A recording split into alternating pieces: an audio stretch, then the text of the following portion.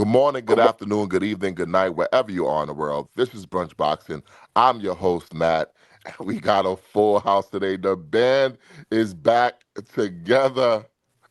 We got the host of Brunch Boxing, the master of the walk and talk, the master of the sit and spit, Mr. Chancletas on the ground himself, EzRaw Boxing. What's going on, Ezra? I think we have to change the start time of the show. I got to be honest with you. I think we're saying 8 o'clock. I don't think we mean 8 o'clock anymore. You know, last time we started at 8 o'clock? No. Do you know last time we started at 8 o'clock? Was it's it been a while. On Saturday? You guys started at 8 o'clock on Saturday. This past Saturday? Yeah, didn't you? Yeah. I don't think so. I don't think so. You know what? The last time we started on time was when I was flying solo. Maybe, yeah. I think you're right. I think you're right on that. I don't get what's happening, but man, we are pushing this start time to the latest it possibly could be. And also joining us today, we have the COO of Brunch Boxing, the Mexican Al Heyman himself, Mike. What's going on, Mike? Doing good. Excited for the fights today. You know, we've got some local fights for me, so I'm excited to see him today. And of course, the master marionette himself, the man behind the boards, the producer of Brunch Boxing, our guy, Huey P. What's going on, Huey? Doing good, man. Excited to be back on the show after a couple weeks of being absent. Yeah, hey, listen, we got a lot to get into today, including the Bellini Award nominations, the third annual Bellini Award nominations. The year is over. We are going to recap the entire boxing year in one award show. So I can't wait. Huey, let's get to it. All right. So before we get started, everyone remember to like, comment, share, subscribe. Make sure we get everyone, as many people as we can listening into the show. Share it on Twitter, X, Facebook, TikTok, wherever you share any of your media.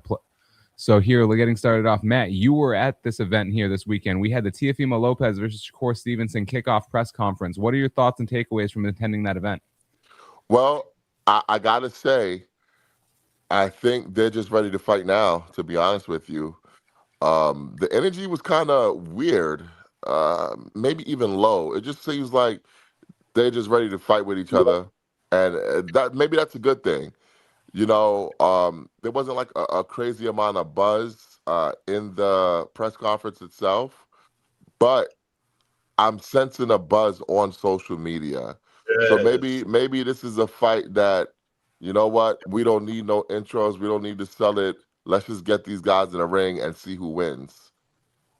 I think that's definitely it. I think social media wise, like, but outside of where everything was, it was high for this fight. It was everywhere. Everyone was reposting it. Everyone was getting content from it. And yeah, I just, you know, I think these two guys combined is a pretty big, two pretty big names fighting each other. Like, I think that this is the kind of fight that people have probably been talking about for a while, saying, like, I like to see these two guys match up, and you're actually going to get it.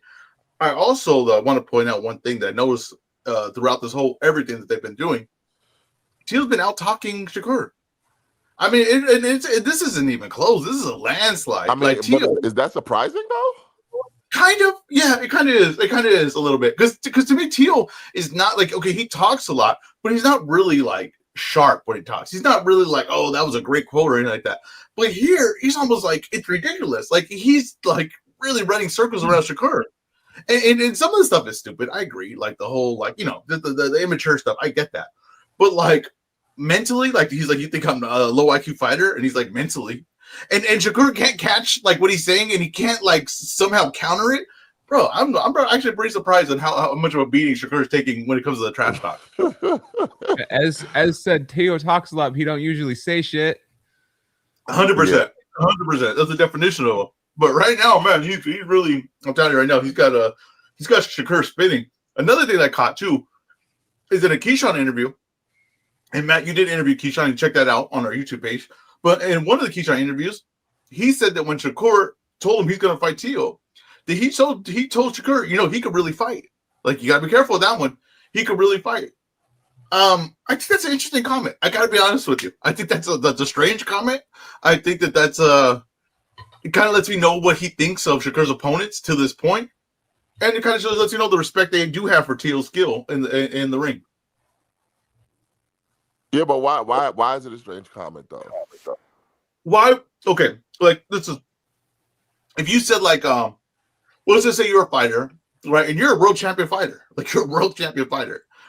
You fought at this level. You're considered a pound for pound guy, right? You could be at least considered a pound for pound guy. And you tell me you're gonna fight someone, and I tell you, oh, but that guy could really fight. Well, what the hell you? So what do you think of the work I've done so far? What do you get what I'm saying? Like it's almost like you're saying, like, hey, this guy, he ain't like the used to the guys you're used to fighting. That's basically what he said. He ain't like the guy used to. That guy actually could really go.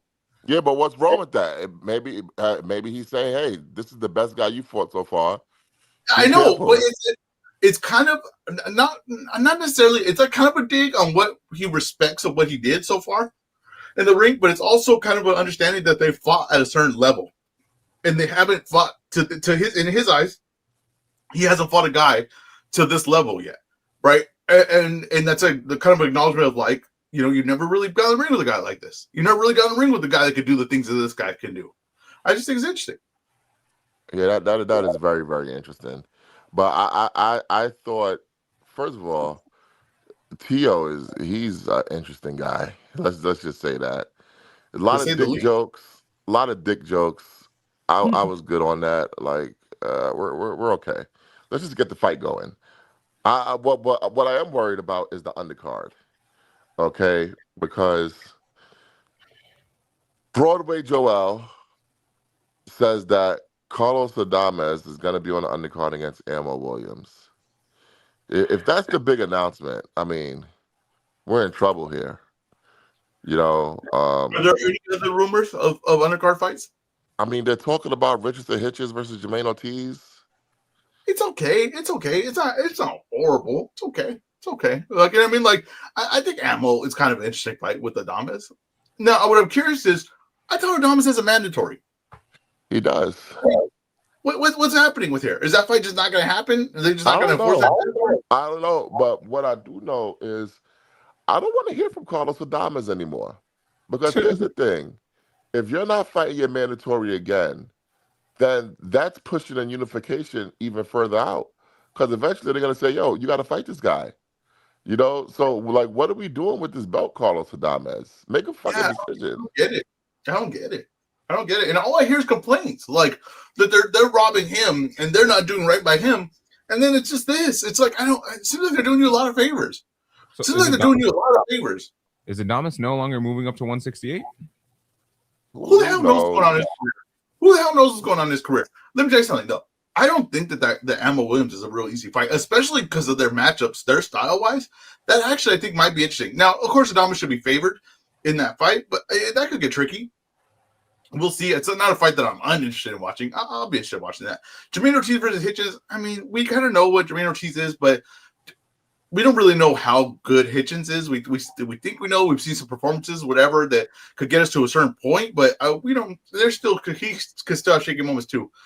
Look at the main event's the card. We know that this is the type of thing. They're not going to stack this main event. They're if you notice that a lot of these things with the sound and stuff, they've kind of lessened on the undercard on most of some events, which is probably a smart move, honestly, business wise. I think the main events, you're here to watch the main event, and that is what it is. You give me some names on the bottom, I'll be okay with that. Yeah, I agree. I just hope they put their best foot forward with this. I'm not sensing that, but whatever. It's a one fight card for me. I just have to change my mentality, thinking we're gonna get a banger card, and just say, hey, you know what? This is a one fight card, and I'm okay with this one fight. Yeah, I am too. If that's the one fight, I'm great with it. Mike, what are your thoughts? I love it. Mike came out, hit the ground running. I love it. Mike said, Mike, I'm gonna come back. Mike, are you with us? I could not find the unmute button, Ezra. Okay. I'm sorry. Hey, he's rusty. He's rusty, Ezra. But He's rusty. I mean, listen, I'm already tired of Carlos Adames. You know what I mean? Like you said, if that's their special announcement, nothing really special, just besides wasting their time. Would you say, Mike? Would you say it's just an announcement? You don't have to put special next to it. I mean, I wouldn't even. That's not even an announcement. That's kind of like also part of, because that's not bringing anybody in. So whatever. eventually this something has to give with this guy. So Yeah, it is what it is. Let's just get the damn fight. Right, and then before we move on, we do have someone joining the show from the corner stool, Cliff Rolled. Well, you got any thoughts on this, or do you have something else to add before we get further into the show? Nah, go on further into the show, guys. Thank you. All right. Matt, anything else? Anyone have any other thoughts on the TFM over Shakur Stevenson press conference that we had earlier this week? Well, forget about the press conference. Here's what I'm curious about. First thoughts, who do you guys have winning this fight? I got Shakur winning this fight. I think everyone's probably going to have Shakur. Maybe not just on you, Matt, but I have Shakur. Like I said, Teofimo, the Barbosa fight was okay performance. I think that maybe people gave it more credit just because how bad the other performances were on the card than other thing. But to me, even the Barbosa things, he couldn't really put the offense he wanted to put together. That's why he started doing all the show off stuff because he once again he got in a point where he got a little bit stagnant, couldn't land what he wanted to land. That's just the truth of it. He couldn't put it on the way he wanted to put it on. So he had to start showboating and all this stuff. I think Shakur's going to be able to eliminate all that leaping stuff. It's going to be too obvious to see for him. And Shakur's not going to get in exchanges with him. He's never going to get in exchanges with him. So unless he could pin Shakur against the ropes, and then I think he becomes really dangerous at that point because he's really fast. And he's fast when he's set. And he could put shots in spots that he could set up shots that could maybe trick Shakur with his defense.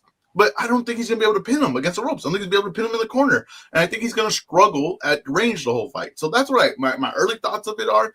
But I do agree. Look, I've never seen Shakur with this level of skill. I have it. I haven't seen him with this level of skill yet. Yeah, I kind of agree with a lot of the same things Ezra said. I think that the dimensions are wrong for T.O. I think the style's a little wrong for T.O. We've seen him have issues with boxers and guys who move in the past. And I think Shakur can make this one of those types of fights. The part that worries me is T.O. is very skilled. T.O. is very athletic. And I don't know if Shakur's necessarily fought someone with those two pieces of combination of skills as T.O. And shit, T.O. might be able to catch him. T.O. might be able to rock him a little bit.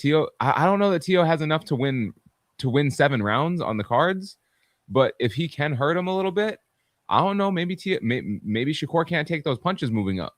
I keep telling people I had a dream about this fight. And when I was dreaming about the fight, I saw Shakur pulling back defensively and T.O. with a leaping left hook, catching him just on the tip of the chin and knocking him out. So maybe it's a premonition. Maybe it's a nightmare. I don't know. I just, it's just what I see, you know? Yeah, I don't, like I said, the only thing, like I said, is I've never seen Shakur in with someone like this gifted in the ring, but I just think where Tito's gifted at, where he needs to be at to really show his gifts, I think Shakur could eliminate that. But like I said, we seen him with De Los Santos, and he was very, very tentative. He didn't want to get in exchanges. He was very, very careful. And like that's the one thing I think about Shakur is can someone make him too defensive? Can someone make him too tentative to where he almost like allows rounds to be super close because he's not willing to take the risk? Maybe Teal's that guy. Yeah, we'll see. We'll see. What else we got, Huey? Keyshawn Davis and Richardson Hitchinson had a altercation at the press conference here, and they agreed to a fight. Do you think we'll see that? What do you think, Ezra? No, I don't think we'll see that. But I mean, not anytime soon. But I want to say this as with Keyshawn, I don't like where he sounds he is mentally. I don't like the answers he's giving. I just don't like the whole demeanor of him. I just really don't. I don't get it. Okay, I get that you missed weight in that fight. I get that you had that whole little brawl in the back. But I don't feel like it's this much to where you feel like you had to change everything. You had to change your whole camp. You had to get rid of Bomac. You had to I just don't get the decision making. He didn't lose a fight, which most fighters will fire their trainer if they lose a fight because mentally they need to feel like it wasn't their fault. But I don't get his answers. He seems down. He seems like not positive. He just seems like he's not enthusiastic about his career. I don't know. The most energy was when him and Hitchens were talking trash. I like that. That was the most energy I got from him. But all these other interviews, man, it just seems like a mopey kid. I got to be honest with you. He seems like mopey. He seems mopey at these press conferences and the answers he's giving and all this stuff. I'm not loving it. I'm not loving it at all. I like the way he looked, to be honest with you. I love his energy. I am a little upset at Keyshawn because he ruined my interview with Richardson Hitchens. So, like, funny story, I'm literally waiting to interview Richardson Hitchens. He's finally ready. I pull out my device, get ready to do the interview. Oh, As soon as I hit play, record, Keyshawn pulls up on him behind him and starts talking shit. And then that's when you see the whole 8-minute altercation. So I did not get the Richardson Hitchens interview, but you know what? I got something much better. The viral confrontation between the two of them. And I think that got Keyshawn's juices flowing. I think he's ready to come back. He's champing at the bit to get back. He just wants to come back to the right fight for the right money. I think this is a guy who has proven that he can sell tickets both in New York and in Norfolk, Virginia. So he deserves to get whatever money he can get. I think the fight's going to happen, and I think it's going to happen in Norfolk because Richardson Hitchens already agreed to fight him in Norfolk. He said, yeah, we'll do it in Norfolk. Now his manager, Keith Connolly, was saying, hey, wait, New York, New York, New York. But Richardson Hitchens said, no, let's do it in Norfolk. And we know we're going to bring a crowd. We're going to bring them out. It's going to be a big event, huge event, and let's get it going. So I think it's going to happen, and I think it's going to happen uh, either early to late summer is going to happen.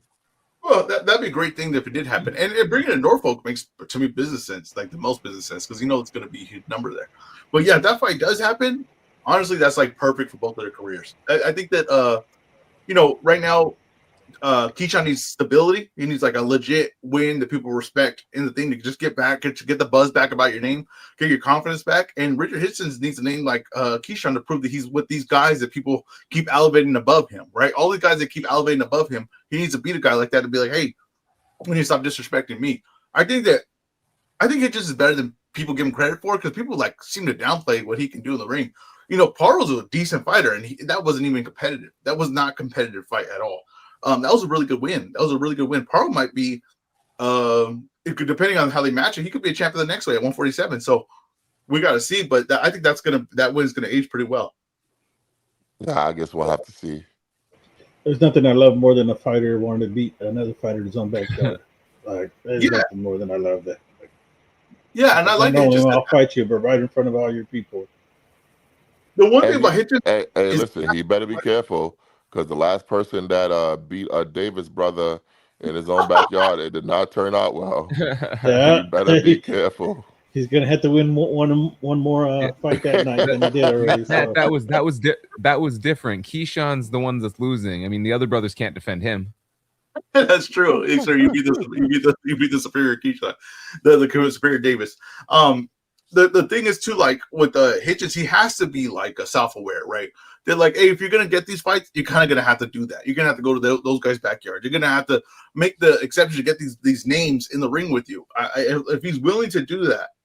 One thing I'm seeing about the boxers now seems like they're willing to go up and weight a little bit more, right, to get the fights they want. It seems like they're willing to take a fight here and there to make the exceptions to get these fights. It's kind of a little shift I'm noticing. Maybe they're seeing that, hey, the options ain't 100% there anymore, and we're gonna have to make fights that are gonna actually make money. We're gonna have to make some exceptions to make them. So I hope Hitchens is realized that. You know what I mean? He has magic, can tell him whatever he wants. New Yorker like that fight makes more money in where I want men's boxing to become more like women's boxing insofar as women, they go up and down in weight just to find the biggest fight because they're not going to make any money if they don't. So men should start doing that too.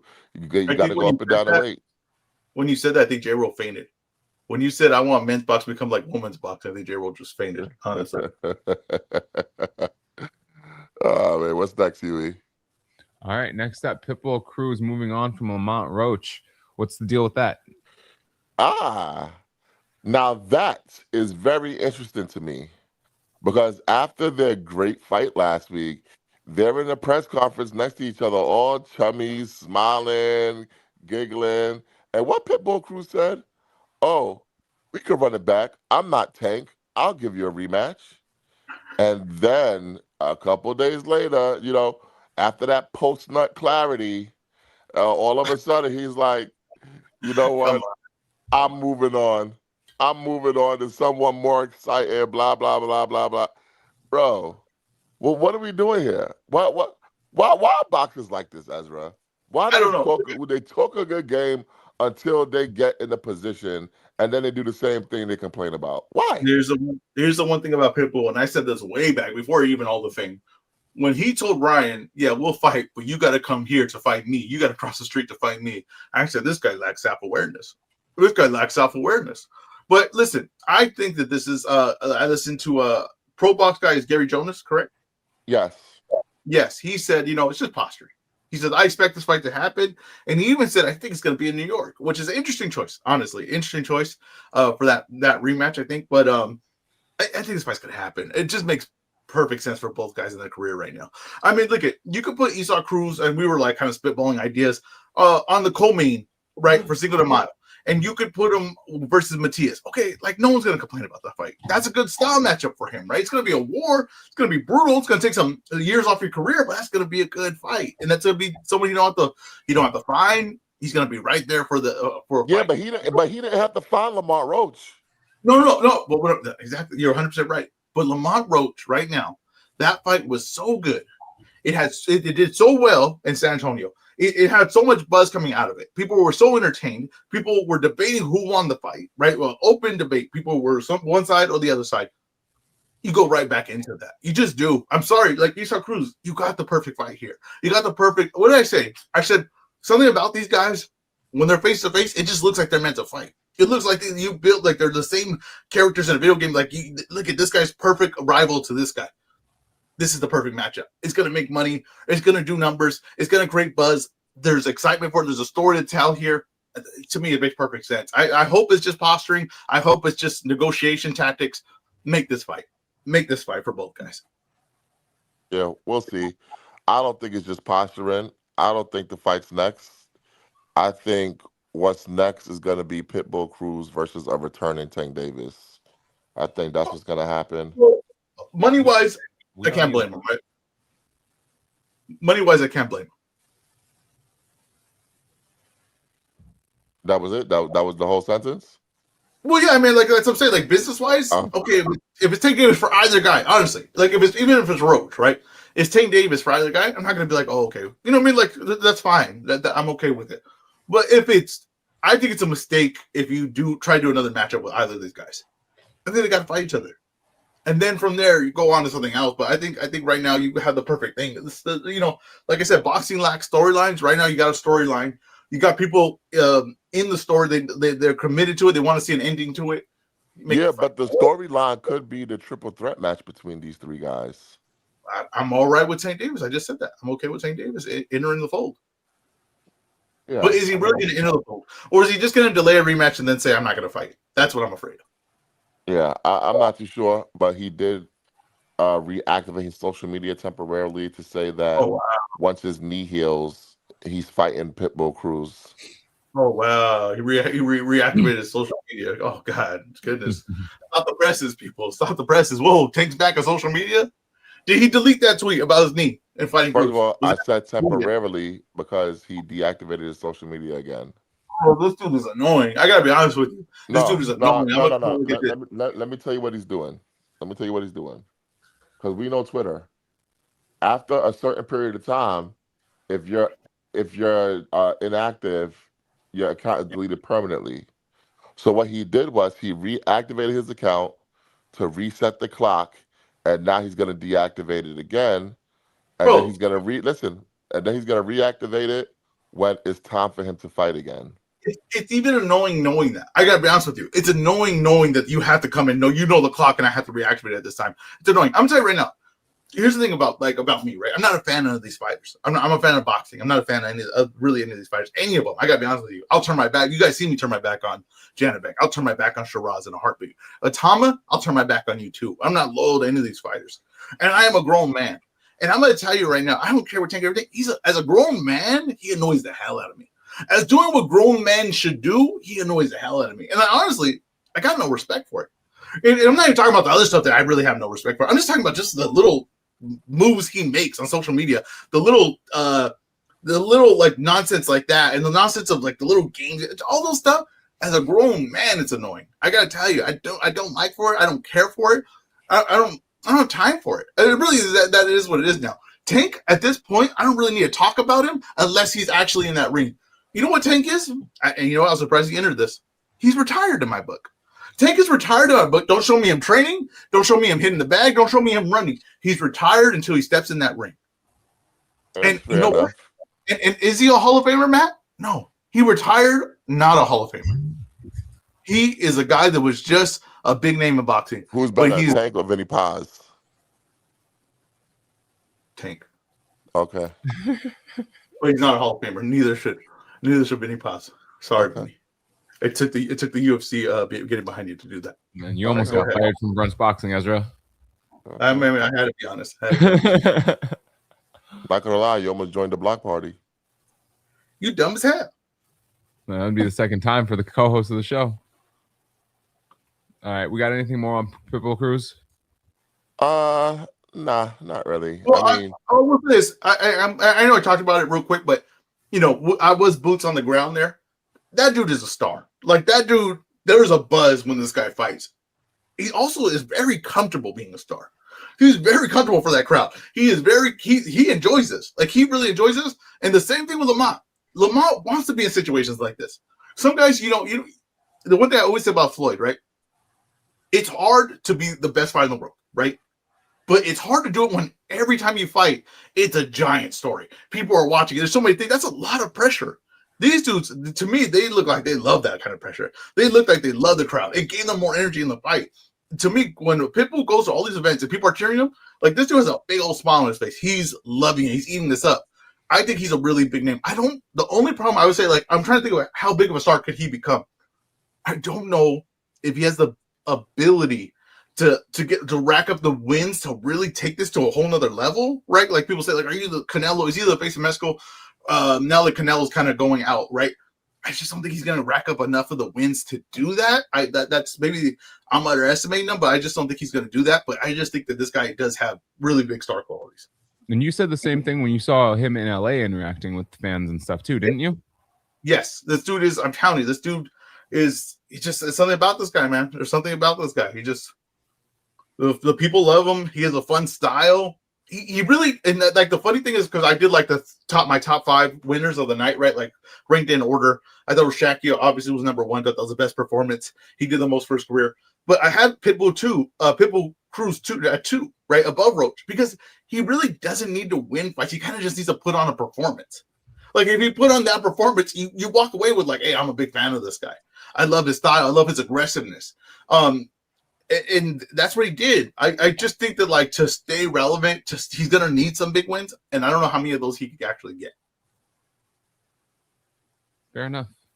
Matt, you got anything to put a bow on this topic before we move on to the next? Or Mike? Nah, man. I'm just curious to see how PBC handles it, how PBC handles the schedule in 2026 going forward, because coming out of this event, there are a lot of great and lucrative storylines that PBC could capitalize on in early 2026. I just disagree with EzRaw that Pitbull needs to win. I think I see. as long as he has close fights, even if he loses whatever 15-13 to Tank, his fans will continue to believe. Yeah, but okay, but I agree with you. Like he's always gonna be a fan guy, right? Listen, Gotti was a win some lose some fighter. He was always like a fan favorite type of thing. But I'm saying, like, if we're talking about Canelo level stardom, you're gonna need to rack up some wins. Like you can't have losses and be like people be like, oh, yeah, we're growing as fan. No, it doesn't work that way. You're gonna need to rack up some. Talking wins. about like one of the biggest pay-per-view sellers in the sport. Yeah. Got Exactly. you. Before we move on, I just saw Martin in the comments here. So he compared Pitbull and Chisora, limited come forward domestic level fighters with S-tier following, and they know it, so they big league other domestic talent. And adding on to what you said, also doesn't need to win, just needs to give it a go. Well, yeah, for a certain level. Pitbull was a champion. Derek Chisora, not quite. Like you said, for a certain level of stardom, at a certain point, you got to grab some big W's. All right.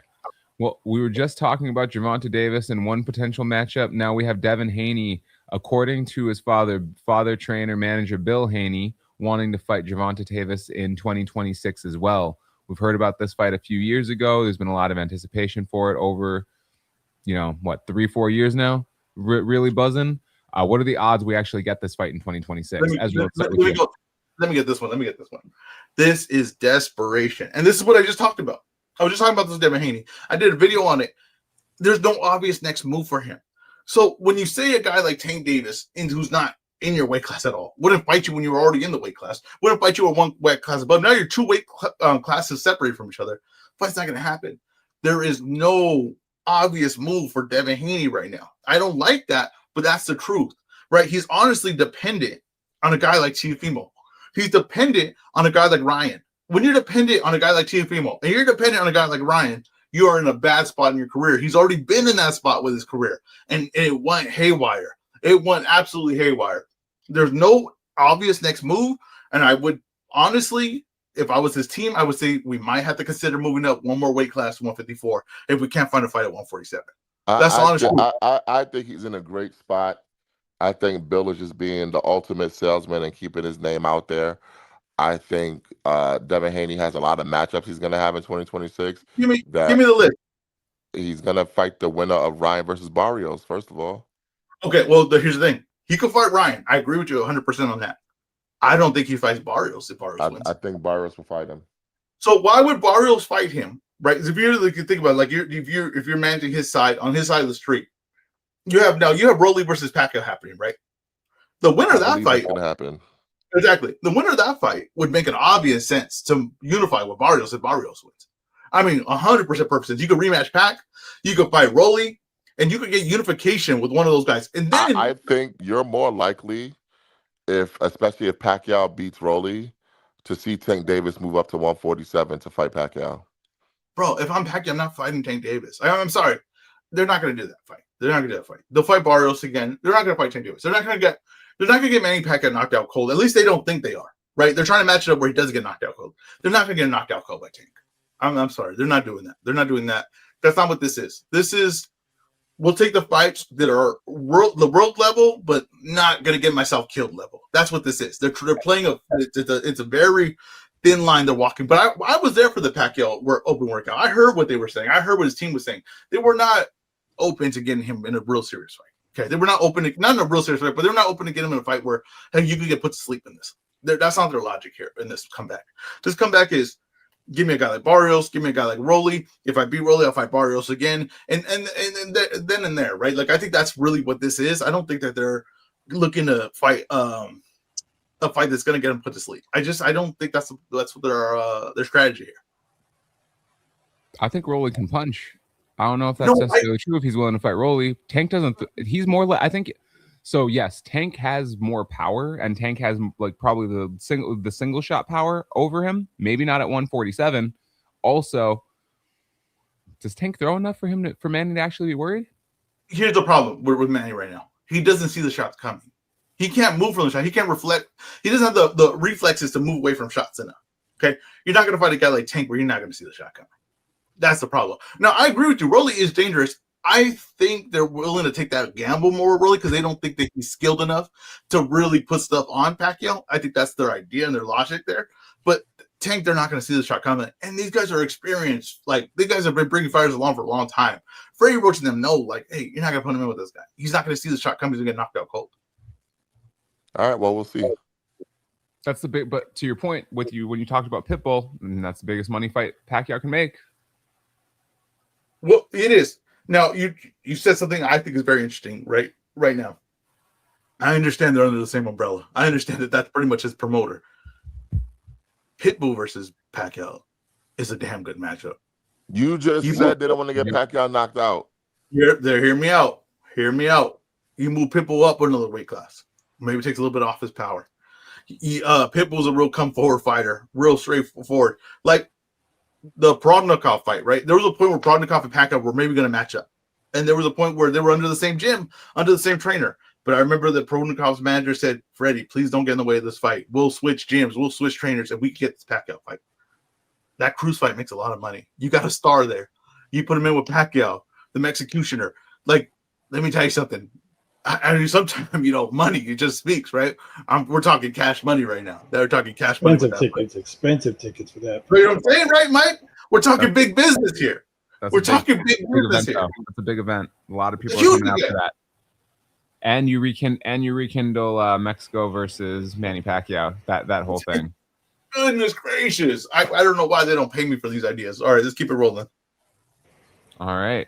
So our last item on the agenda here, we have a change to Cinco de Mayo weekend this year. We're not going to see Canelo Alvarez. Instead, he's aiming for a September rematch against Terrence Crawford. I want to know, one, what do you think about this decision? And two, do you think we're actually getting that rematch? Matt, let's start with you. Gracias. Gracias, Canelo. And adios, Canelo. We have entered a new era, the era of El Monstruo de Mexicano, the Mexican monster, David Benavidez. He is the man in boxing right now. He is the guy to take over the Cinco de Mayo holiday. And I wouldn't be shocked if he takes over Mexican Independence Weekend also. Canelo made the only move he could make. He didn't want to go head-to-head with David Benavidez. He just didn't. He just didn't. So make the move that you can make. But I will say, Canelo being out of the ring for a full year, not sure how I feel about that. I'm really not. Not at this age, not at this wear and tear. He might not look good. You know exactly what time it is, right? There's no out of sport testing right now. He's a what? Oh, is that a sport tester? You said I said there's no out of sport testing. You know what time it is. What's wrong? Oh man, I don't know about the whole year off. I think that's a bad idea for him too, Matt. But also at this point, dude's got a lot of wear and tear. It might actually be good for him to take some time out of the ring. Well, here's the thing. I'm curious, right? Did Canelo bend the knee here? Did he back down from the date, or was he just not going to fight it that day? Right? He definitely back down. He backed down. Back down. Because you said you could get probably Canelo and Eubank right in the ring, and a fight that Canelo should be favored in a big way. You put that in the States, would that do less numbers? Would that not do the business that Benavidez versus Errol will do? I don't know. You have a Mexican American against Mexican. That's gonna do numbers. I think here's the thing. I don't think it's any coincidence that they just announced the fight and they just booked the venue in Vegas. They didn't even think. They didn't even wait to see what Canelo's doing. They don't give a fuck about Canelo no more. Boxing is moving on from Canelo. They say, hey, listen, we don't think you're gonna sell what you're gonna sell, so we're gonna have a fight here in Vegas, Cinco de Mayo weekend. Stop us if you want. I think, I think like it's a little strange. I think, right? It's a little strange. I honestly, I think this pretty much confirms that the Crawford fight's happening. He's pretty much on Crawford's schedule now, right? Because we know Crawford fights once a year, so he's on Crawford's schedule now. He said, okay, we're gonna fight September. They'll fight September. I don't think that also there possibly there's not money they want to spend on a lesser fight. They just want to go to that fight. I expect that to be like one of Zuffa's big events that they have. I expect that to be it. I don't know. I think that we're seeing the career winding down, right? Definitely winding down. I don't think he backs away from this date. I don't think he fights once a year unless he sees the end here. And I think that the Crawford's probably the one final major payday, and then we'd probably get like a retirement fight after that, or two retirement fights after that. But I definitely think these are the signs of the end right here, and he's on Crawford's schedule now. I think it's a little bit of column A, column B, because EzRaw, I think you brought up a good point. He's on Crawford's schedule, and I think maybe part of that is, yes, he doesn't, he maybe had to bend the knee, didn't want to compete for that Cinco de Mayo date because there is going to be competition. He's not going to sell as much of David Benavidez as on that card. He's not going to sell as many tickets. He's not going to sell as many pay-per-views. The optics on that are just bad. Two, who's he going to fight in May that he potentially doesn't lose to that actually sells? I mean, if he loses in May, he doesn't fight Terrence in September. That's true, right? I think like Eubank, right? Like I think maybe that's a tougher fight than I'm thinking in my head, but maybe like a Eubank fight. And I think that fight, Canelo on his own is just going to sell. I don't think we're going to see Chris Eubank in the boxing ring again. or at least not for a very, very long time. Was that post-fight shit really serious? Yeah, he's going through a lot of health issues. What are they? I don't I saw know. him in a hospital bed. That's all I remember. Yeah, it looks like he's getting his intestines tested. Honestly, and this is just me speculating, I think he has I was diverticulitis. just about to say, with all the weight cutting and dehydration, diverticulitis would be possible if he's Yeah, having I intestine think he has issues. diverticulitis. So prayers up for Chris Eubank, man. What a fucking warrior that guy is. Well, it was stupid. They shouldn't have did all that. They shouldn't have did that fight. The rematch. We already said that was dumb. The British Boxing Board of Control should be ashamed of themselves. They should. They should. What else we got? All right, EzRaw, big day of boxing. What do you got for us? What do you got for the people? Make us some money. Love it. I love it. You know what? I love the fight tonight. I don't know how you guys feel about it, but Pacheco versus Sadjo, I love this fight. I think this is a tough fight. It's a hard one to pick. So my bet, I went a little safe this week, right? We lost money last week. We've been losing. We're on a little bit of a cold streak. We're still in the green. Don't get mistaken. We're still making money. We're still a profitable business, right? But we got let's end the year strong. Let's end the year strong. Joe Cordina money line versus Gabe Flores. I like Gabe Flores. I like his story. I like that the family, him and his dad, bet on themselves. They were throwing events in Sacramento, putting their own money for the arena. Brunch Boxing alum Gabe Flores, by the way. Mm-hmm. And they that's truly a team you can root for. But I don't think he has the physical talents of Cordina. I don't think he hits as hard as Cordina, obviously. And I think that Cordina's going to win this fight. I think that maybe he might be losing early, but eventually his speed and power will catch up, and he will hurt Flores. I'm going to expect Cordina to pull this one out. I'm going to take Ernesto Mercado by knockout or TKO. That's minus 310. I'm going to take that. I feel like that's a safe bet against Antonio Moran. And in the Pacheco-Sadjo fight, I'm going to take +1 knockdown. +1 knockdown in the fight. Now, all that together is +140. It's not amazing money, right? It's not amazing money. I get that. But it's going to double your money. That's what you should want. Anytime I can double your money, I think this is I feel really good about the bet. I feel really secure about this bet. But then again, I felt really secure about last week's bet, and then that failed right away, immediately. Shane Mosley showed a granite chin, and Laura, didn't really put his foot on the gas like I was hoping he would. What do you got for us, Matt? You got any bets for us today? Well, hold on. Let's see. Before we get to Matt, Mike, are you rekindling the easy money parlay? Do you got anything for the people? No, Mike, you screwed up last week. Oh, Mike, did you screw up last week? You did a parlay, and you put a draw in the parlay when you could have just won the draw, Mike. You could have just won the draw, and you wouldn't hit, Mike. You should have just said, "Hey, EzRaw, if you've been listening to me and Matt, we always tell you this is my parlay, but put something on every single bet." Exactly. Well, This is just assume that they knew that already, because I did that. Because I'm like, you know what? Let's go, Mike. I might not hit, but I'm always going to bet on my individual ones. And I won the people money, a lot of money, EzRaw. I think I covered Christmas. Couldn't get them all the way through to the next tax check in January. Covered Mike Christmas and that tax return money. Mike said, "It don't matter about the rising prices. I got you covered." That's what Mike said. He said, "I got you." Also, I want to give one of Matt's tips for these parlay bets that he's had in the past for people that he hasn't said on this show before. Round robin bets really help sometimes when you have these 3-leg parlays, 4-leg parlays. Round robins are great. Absolutely, because then one of them could not hit, and you still make money. I really loved EzRa's parlay. The only difference I would have did it is I would have did Cordina by knockout. I would have changed that.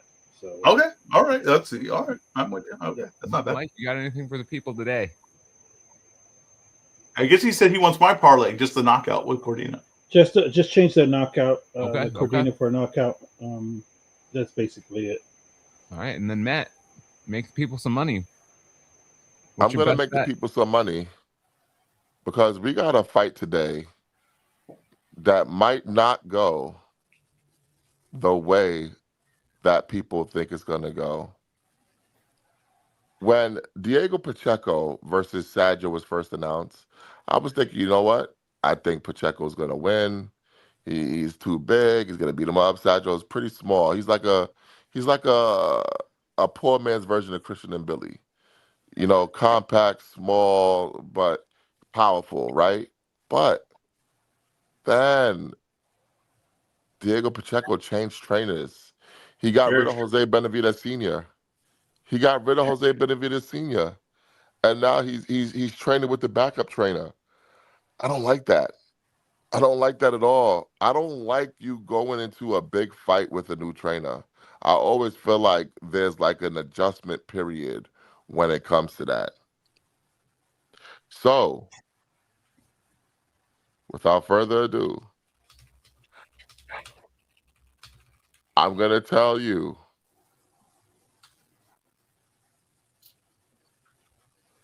to put a little money on Kevin Lely Sajo.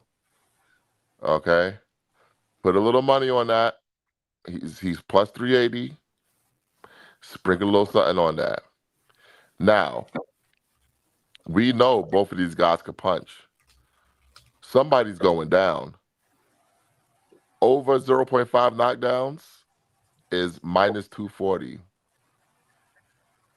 It's good money. But I have a feeling we can do better than that. I think someone's going down, but these are two tough guys. They're getting back up. So let's go 2 knockdowns at plus 110. Okay? 2 knockdowns at plus 110. All right? That's kind of low odds for 2 knockdowns. That's what I was thinking. I was like, damn, the books really think there's going to be 2 multiple knockdowns in this fight. I'm kind of low odds. Gabe Flores to be at Flores. least plus 170. Gabe Flores versus Joe Cordina.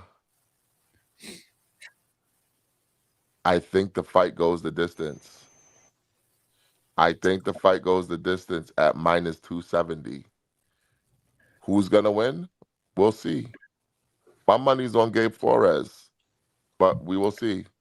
But I do think the fight is going to go the distance. Don't forget Badu Jack versus Nora McKaylen is fighting tonight. In LA. I gotta say, I didn't think Badu Jack won the first fight. I didn't think it looked good. I don't think it looked good at all. No. I thought McKaylen won the first fight. I think McKaylen's gonna win again. And guess what? The odds are very close in this one. McKaylen money line is minus 182. Question. Is this a Jake Paul Money in the Bank match? Jake Paul in the Money in the Bank match. No. You don't think that Jake Paul fights one of these guys for this belt? Listen, here's the thing. After Jake Paul beats Anthony Joshua, sky's the limit. Sky's the limit. You gotta stop with that. Ernesto Mercado versus Antonio Moran. I think Mercado's gonna get the knockout. Like, he's gonna stop this guy. Moran's not that good. Scott Nicholson versus Julian Luna Avila. Stay away. Stay away.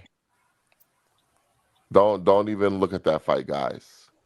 All right. We also have Arturo Papoca versus Cesar Vaca Espinosa. I think Papoca you could take with the money line and be comfortable with it. Chevon Clark against Anthony Holloway. Stay away. I don't know what we're gonna get from Chevon Clark. We also have the vacant IBF title fight tonight between Jose Salas Reyes, Chapulin. He's fighting tonight. He's going up against Landil Indici. Salas is minus 950. I think that's a pretty safe bet. I think he's going to get the job done. But wait, there's more. We have a big event on Wednesday. My guy, Nonito Donaire, is a plus 290 underdog against Seiya Tsutsumi. Put some money on Donaire to pull off the upset. I'm hearing some things going on out there that I love from the Donaire side that I don't like from the Tsutsumi side. Okay? You also have Kaisuke Takama versus Renee Santiago. That's a fight that some people think can go either way. I think Santiago might be a little past it. We're gonna go with Takami on that one. Princesa Anthony Olasquaga versus Taku Kuwahara. I think Olasquaga has turned a corner. I think we can be very comfortable taking him to get the victory. But wait, there's more. Okay. We also have from the UK, Ellis Zorro versus John Hedges. Ellis Zorro sucks. Take John Hedges at minus 430. Now you also have Giorgio Vicioli versus Joe Howarth. You know what's so funny? I actually know Joe Howarth. I Grew up know with him? him. I know him. He is in my UK boxing group. Oh wow. What's going on here? What's happening here? He What is is a happening? plus 810 underdog. You gonna Put a bet little- against the guy that's in your UK boxing group? I'm gonna put a little sprinkle on him just because he's in the group. Okay. But that fight is gonna go the way You think it's gonna go? go. But shout out to Joe Howarth, man. I'm proud of him, man. I'm glad. But wait, there's more. Oh wow. Please, if it's another name like Joe Howard, there can't be How many more. hold on. How many legs are in this parlay before you finish? Hey, we got to get to Jake Paul, Anthony Joshua. You can't tell that's next week. You're going into next week's show. But that's on Friday before Well, let's next do a week's show. It's too early show. I don't know. Yeah, we Oh, got to do oh. a midweek show for that. Matt, you can have this on this parlay, but actually that's a good point to bring up. Midweek show this week. All right, you know what? I'll take it off the parlay then. I'll calm down. I'll Thank you. calm down. All right. Can I get to my breakdown for the tonight's fight? Yeah, absolutely. I That's what we got guess. next. Oh, Not that actually, we Matt, hold care. up. Matt hasn't finished his parlay. No, I'm It's done. not done yet? I'm done. Okay, done. what are the odds on that parlay without AJ? Also, you know what? I'm not done. Take Oklahoma City, the Thunder, to beat the San Antonio Spurs today at minus 520. I wish we would have did this show yesterday because it was minus 375 yesterday, but now it's minus 520. Okay? And also take the New York Knicks to beat the Orlando Magic at minus 198. Not sure about that one. That's your heart. See, that's the problem when your heart gets them.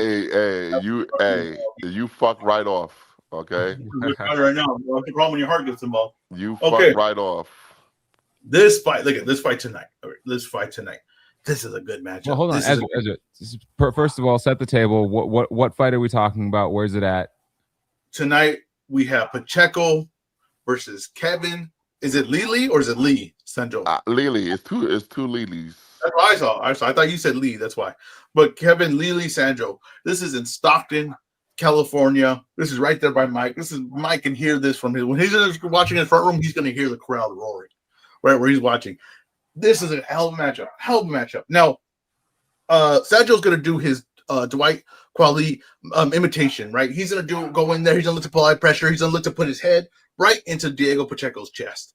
He's going to look to lift his head up with his chest to create the openings. He's real tricky, actually, on the inside. He's got some moves, and he's aggressive, and he's going to come forward. Now, we've seen Pacheco versus McCumbee, right? Who also a come forward guy, likes to work like that. But McCumbee doesn't have the talent that Sanjo has, doesn't have the ability he has. And he just got stuck at the end of the jab and Pacheco's movement. Now, that's what Pacheco's going to want to do in this fight.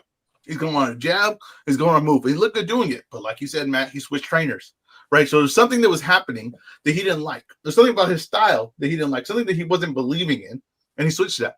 We don't know what style you're going to get tonight. I think Pacheco has talent, but I also think there's holes in his game. I think there's a little bit inconsistency in his game. I know Sanjo knows what he's doing tonight. There's no questions on what he's bringing to the table. He knows who he is. This is a 35-year-old man. He knows who he is in this boxing game. This experience, this pressure, I think is going to be too much for Pacheco. I think there's going to be points in this fight where he doesn't know what he wants to do, and he's going to get stuck in an action fight because he's not going to be able to get Sanjo off him. I am going to take Sanjo to win this fight I'm going to take What the upset. the fuck? I am taking Sagil to get the stoppage, to get the, or maybe not stoppage, let me stop you. I expect him to apply the pressure, pressure to burst pipes. That's what I'm taking tonight. I think Sagil's going to be too much. I got to be honest with you. The one thing I don't like doesn't know who we are. Let me tell you something. I was a boxer that at times did not know who I was. God. At times I get in the ring, I wasn't sure exactly what I wanted to do. That right there with the guy that's going to apply pressure nonstop, that's going to come forward and knows what he's doing, is the thing that really exposed that. And I think that's what might happen tonight. I think they bit off a little bit more than they could chew. I think it's a perfect fight. Honestly, for Checo, I don't blame the promotion because this is a fight to find out who he really is. If he wins this fight, if he doesn't fly in colors, I mean, then hell, we're ready to go. You're ready to go with anyone in the division. You're ready to go. Maybe even division higher than you. You took my pick. You didn't. You weren't man enough to say it. You said throw some money on it. Dab a little money on it. You weren't man enough to say it. But I you said weren't picking this before, EzRaw. It doesn't matter. That's the part you don't realize. Until I do the research. No, hold on. No, it does matter because the only reason why you switched your pick is because of what I said. That's not true. I didn't even know what your pick. You said put some money on it. Come on. You're making my baby cry. My baby's literally crying because of this. Because of this nonsense you're pulling every week. Your baby's crying because she realized her daddy's a bitch. What kind of bullshit you're pulling here, EzRaw? What do you want me to do? You want me to pick a guy that I don't believe is going to win? Is that what you want me to do? That is unbelievable. What do you want me to do? I don't get it. But I'm here to tell people what I see. When I watch the tape, I'm here to tell people what I see. I'm not here to lie to them. I'm here to tell them what to see. Now, maybe we're both wrong. Maybe we both missed the mark this time. But I said what I believed. Mark it down, Huey. I'm updating the spreadsheet right now.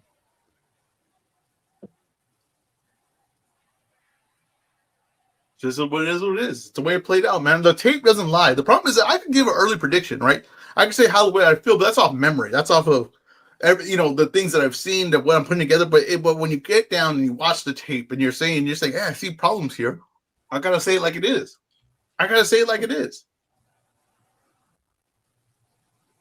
Unbelievable. Man, I need some water. God, I need some water. Unbelievable. Go get some damn water then. Shit. It'll be too long. I'm upstairs. What a son of a bitch this guy is. I'm telling you right now, don't miss tonight. Do not miss tonight. This is going to be a good fight. Wow. Unbelievable. All right, what else we got? Anything on the undercard or anything else for any of the other upcoming fights over the week? 140 pounds, needs more talent. Tito Mercado's a guy to watch. I don't think he looked great in his last time out. Let's see what he does with Moran tonight. I think he really needs to look impressive tonight to really kind of believe in him. So we're going to see. He needs to have that kind of performance. What's the co-main on here? I'm just blanking. Oh, yeah. Oh, of course, Cordina Flores is not a bad matchup, honestly. As far as just like level talent, it's an interesting matchup. I don't expect any of these guys to really do anything in that division. I don't expect them to be world beaters. I don't expect anything like that, but I think that's a good matchup for those two guys.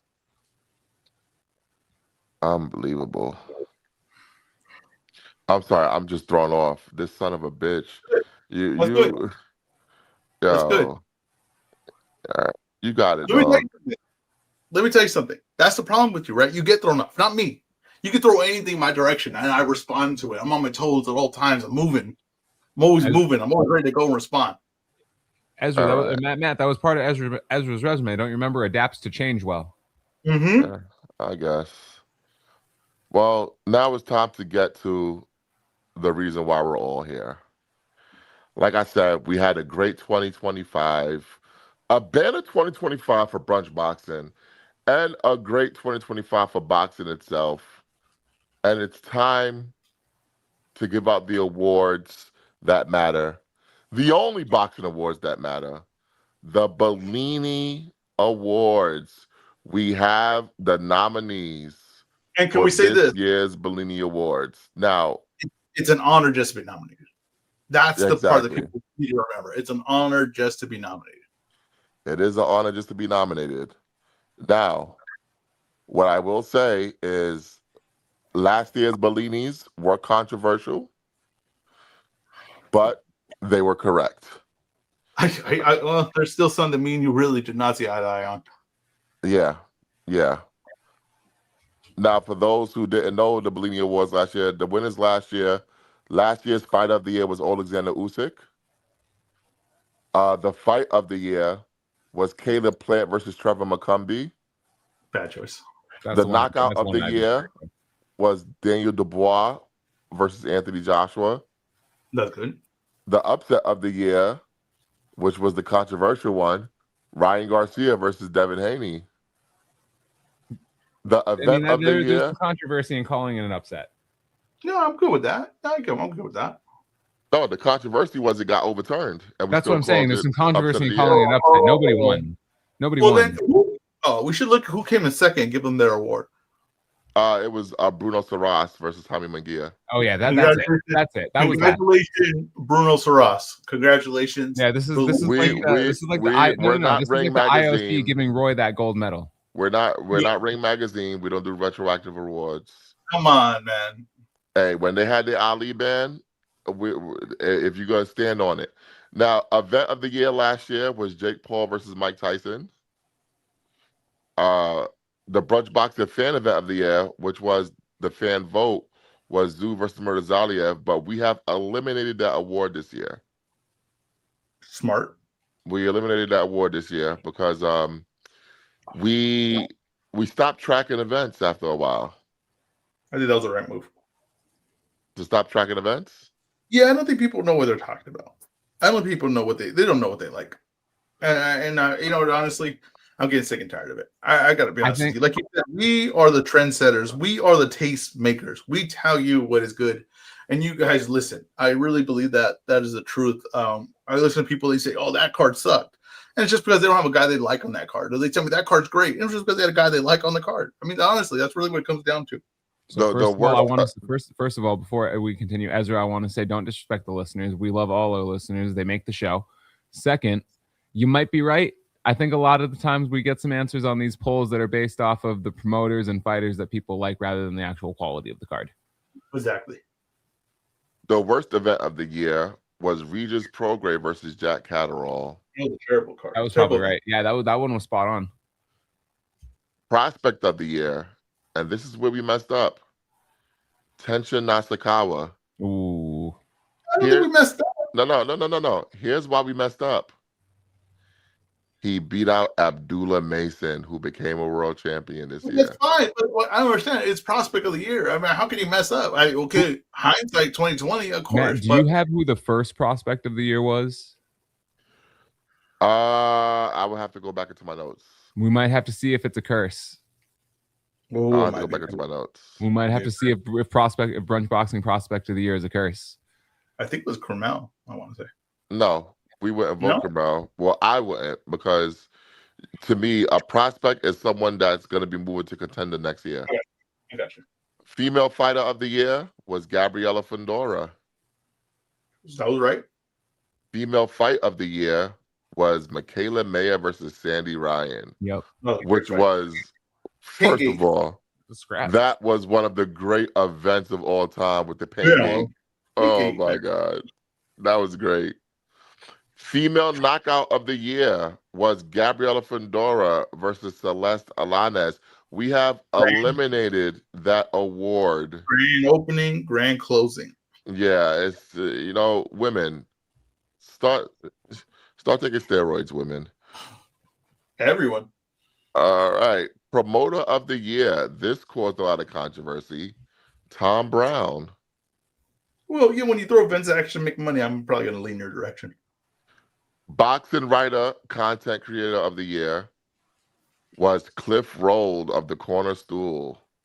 Well deserved. Yep. Brunch Boxing guest of the year was David Benavidez. That was a great interview. That was fantastic. He gives a lot of time. And great answer. Best Twitter space was the Sunday morning sermon by our guy Todd 2 years in a row. Consistency. That might be going for the three-peat this year. Mm-hmm. Best YouTube show was The Boxing Source, our guy Jay Beasy. Of course. Consistency again. Consistency. That's what wins these things. Best combat sports podcast last year was Everyone Has an Opinion. I can see repeat. I don't think so. Oh, wow. Tweet of the year last year. Jake Donovan, fuck you and good night. Such a great fucking tweet. I miss Make It a Quote, man. I miss Make It a Quote so much. It was a fantastic tweet. And space moment of the year was 4th of July, Remy and Hitman. Our Brunch Boxing listener of the year last year was our guy LJ. Well deserved. Well deserved. Yeah. We might have. He's got some competition this year. I don't know if y'all saw that DM. When I say competition, he has so much competition that he's not nominated this year. Without further ado, here are the Bellini Award nominations. I'm going to start with Listener of the Year. Oh, wow. The nominees are Sam Rose. Wow, Sam Rose. Of Rosebud ice cream fame. Yep, what a year. Another nominee, Brick Squad, who is in our comments today. Brick Squad is here every week. He was predicting the show. You were doing the breakdown. He was like, we ain't talking about tonight's card. Come on, man. Come on. Brick Squad, no better than the third nominee, Aunt Susie Hernandez. Love it. I love that nomination. Well deserved. Well deserved. And the fourth nominee, X D Block, because he watches us all the time. He is one of our biggest fans. He just commented on my stuff today, actually. He is one of our biggest fans. That is weird. Coming out the rafters like Sting. He is one of our biggest fans. So we have to acknowledge the fans. I do want to introduce another member of the panel here as we get into the Bellini Award nominees. We have from the longest running podcast, The Boxing Source, former Bellini Award winner, sometimes guest of the show, J.R. Bell. How you doing today? Yeah, what's going on, folks, man? Well, we got the return of EzRaw, moving around like he's doing the wrestling promo once again. You know what I'm saying? What's going on? What's going on, Matt? What's going on, Mike? Shout out to Huey, the producer. What's happening, everybody? It's good to have everyone, JBZ, including Good yourself. to have everyone here. Yeah, Like Now, this is an award that will not have any nominees. Oh, wow. Because this is the Nino Memorial for Space Moment of the Year. And that is going to go to Nino for the quote of the year during Brunch Boxing Trivia Night. Oh, yeah. Oh. He said, fuck, I want to get them right, but I don't know the answers. One of the great quotes of all time. Rest in peace to my God, Nino. Rest in peace. That award is going to you this year. Next year, someone's got to earn it. Oh, man, I thought there was another moment where he had the thing on the trivia. He said something about a book or a movie. I thought it was a movie, wasn't it, Matt? Oh, man. Nino has had so many Countless moments moments, man. Oh, yeah. Shout out to Nino. Shout out to Nino. Our next award is going to be for Tweet of the Year. The nominees are Shadeja Green with Hell No Bald Head responded to me. Well deserved, too. I got to be 100%. Matt, before we proceed, we want to get a little context to this. How much does it upset you when people call you bald? It annoys me to no end because I am not bald. I don't know why people think I'm bald. Listen, to be fair, like when I picture you, I think you're bald too. Like I'm like, that's it. What? That guy's bald. No. Because who is the person that actually took that picture? That was What JBZ. Oh, gotcha. I'm not bald. I don't get it. I don't get it at all. Another nominee for tweet of the year. This tweet was 2024, but it happened after the Bellini Award, so it does count for this year.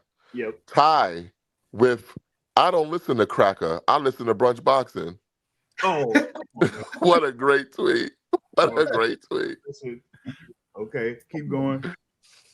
Another nominee for tweet of the year. Javante Tank Davis.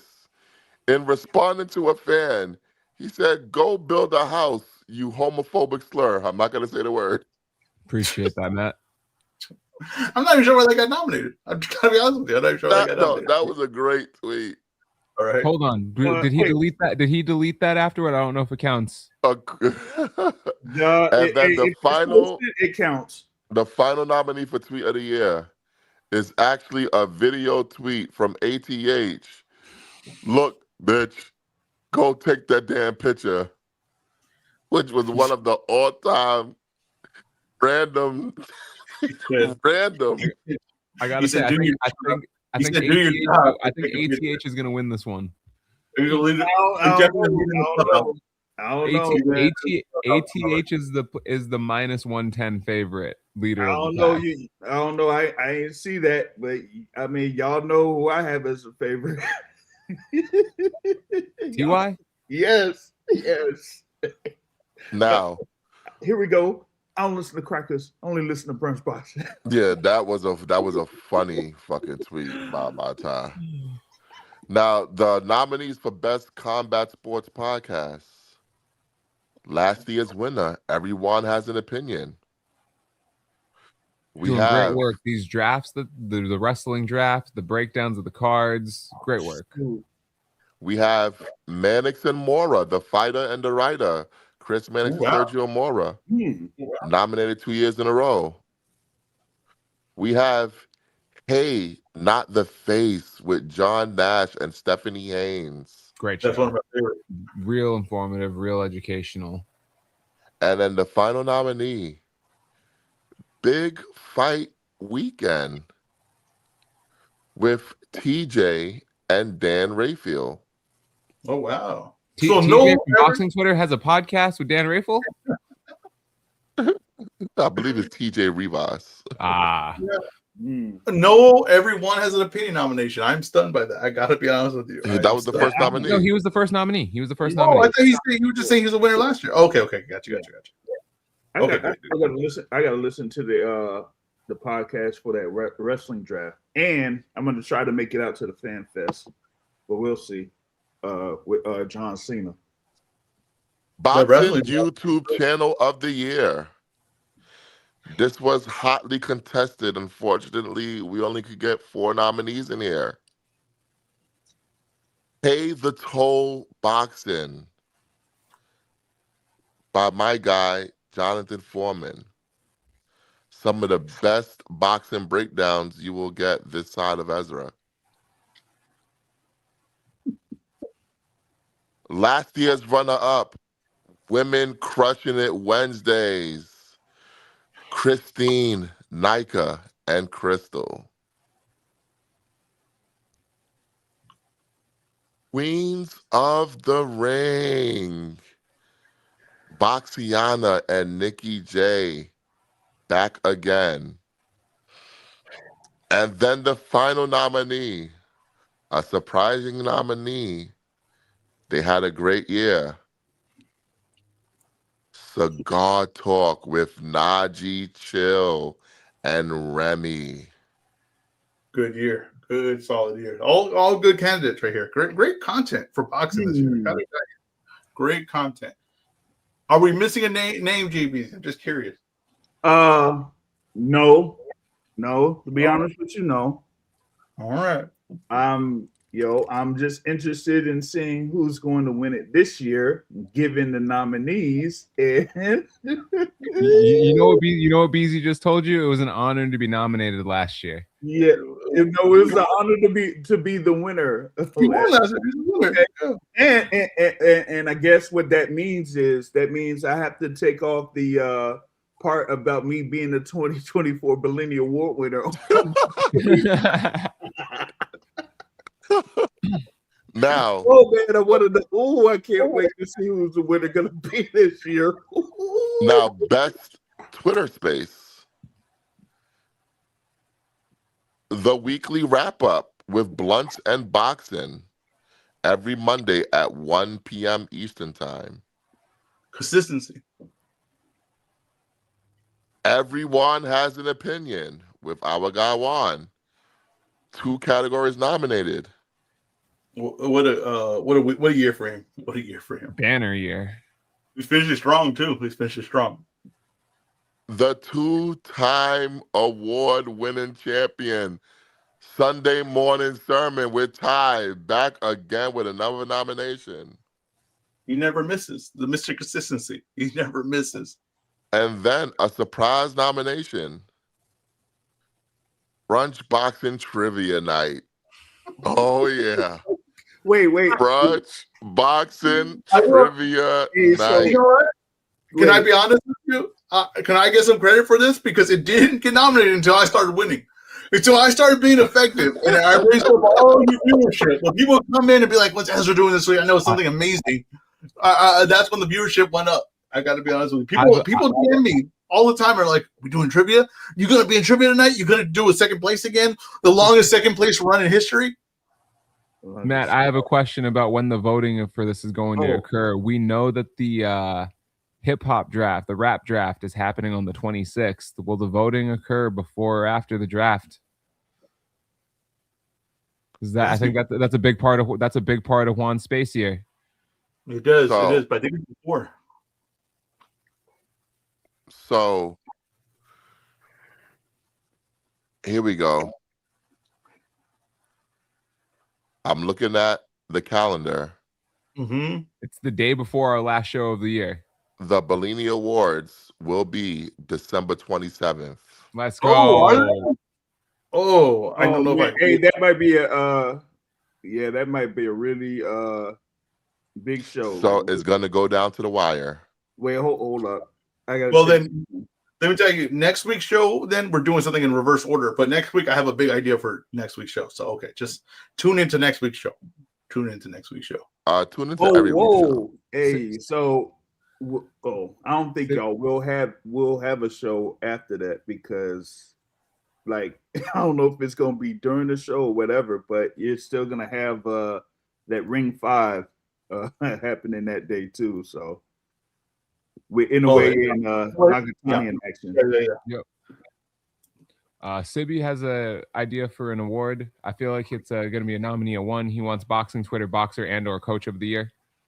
Yeah. Now, it'll be between him and Christine. The next category, Brunch Boxing Guest of the Year. A lot of great guests this year, man. We had over 50 guests on the show this year? Over 50 guests this year alone. This is the most stacked category. To me, the most competition in a category is this one. It was hard to narrow down the nominees. The nominees are Tony Harrison, Oshaki Foster, Deontay Wilder, and the final nominee is WBO President Gustavo Olivieri. He gave us a lot of time and a lot of answers, man. He answered every question we had, and we had some tough ones for him, and he answered them. Yep. Interview from a plane. That was the first interview from a plane. Okay, what was the famous quote in that one, Matt? You was like, hopefully this is not your last interview.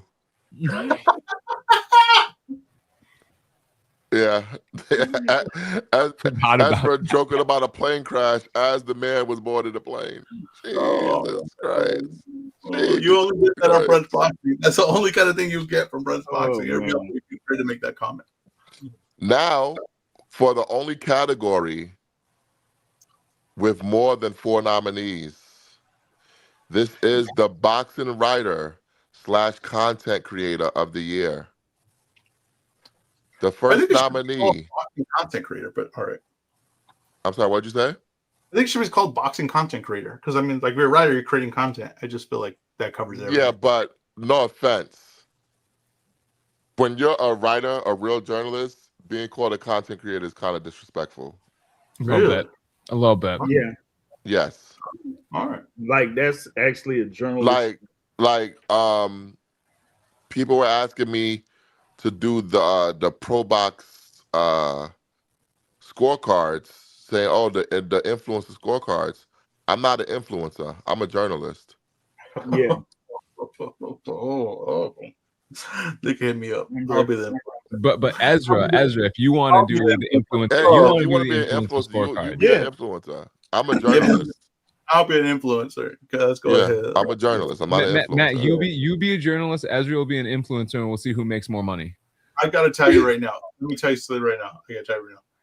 You get people to do scorecards. You don't get the #1 Twitter judge in boxing. You don't come and get the #1 judge in boxing Twitter. The man that's really. I'll be honest with you. Here go Ezra, Mr. Look at Me. Let me tell you right now. I don't see any other scorecards when these fights are happening. I must be missing out or something because I'm not seeing any other scorecards when these fights are happening. I'm looking around. I'm like, oh, where are these other scorecards at? And you say, oh, we need scorecards, and you don't call me. You don't call me and be like, you know what? We need you. You know what? This is going to take our show to the next level if we get you. We need these judges to be made fools on air, and we need you to do that. And you don't go to me. I've just got to tell you. I got to tell you that it was a little bit. I was a little bit surprised. I was a little surprised that my name wasn't drawn in the hat because I don't see these scorecards for anyone else. That's all I'm gonna say. That's where I stand with it. Can I get to the nominees now? Go ahead. The nominees for Boxing Writer / Content Creator of the Year. Lily of Chicana Boxing. Well deserved. Well deserved. A lot of content this year. I love the magazines. Najee Grampus of Cigar Talk. Good stuff. Good content. Good content. Marcos Villegas of Fight Hub TV. Let me tell you something. I've seen Marcos in action. This dude works. Like this dude he's got boots. When we say boots on the ground, boots on the ground. This man is working. He's constantly putting in the effort. This stuff ain't easy.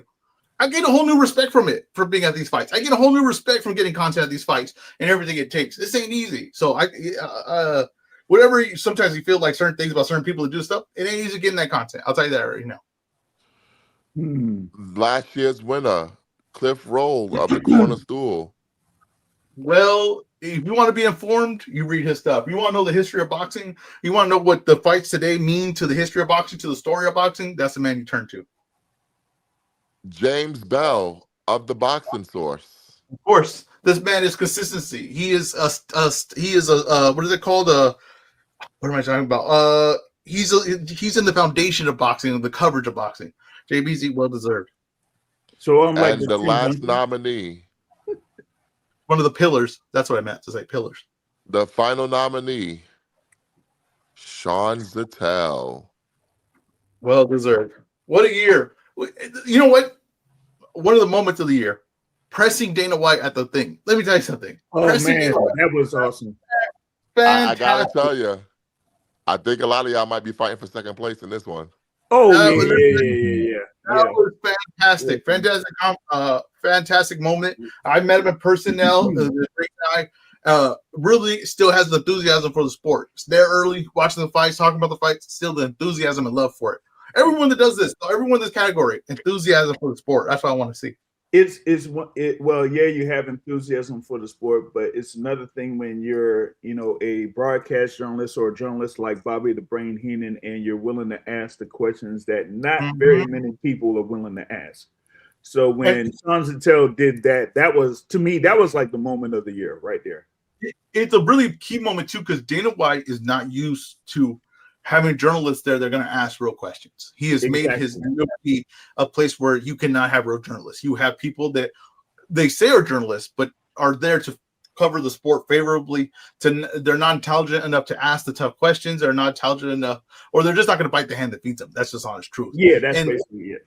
and Sean Zettel was there, and he needed to see that, hey, this is a different thing. You don't control this, and this is what happens when he didn't control the environment. You seen the Dana White squirm up there to the point to where he wasn't going to announce the news they had about the bonuses because he didn't feel that was a good look after that questioning had happened. That was a great moment. Now, promoter of the year,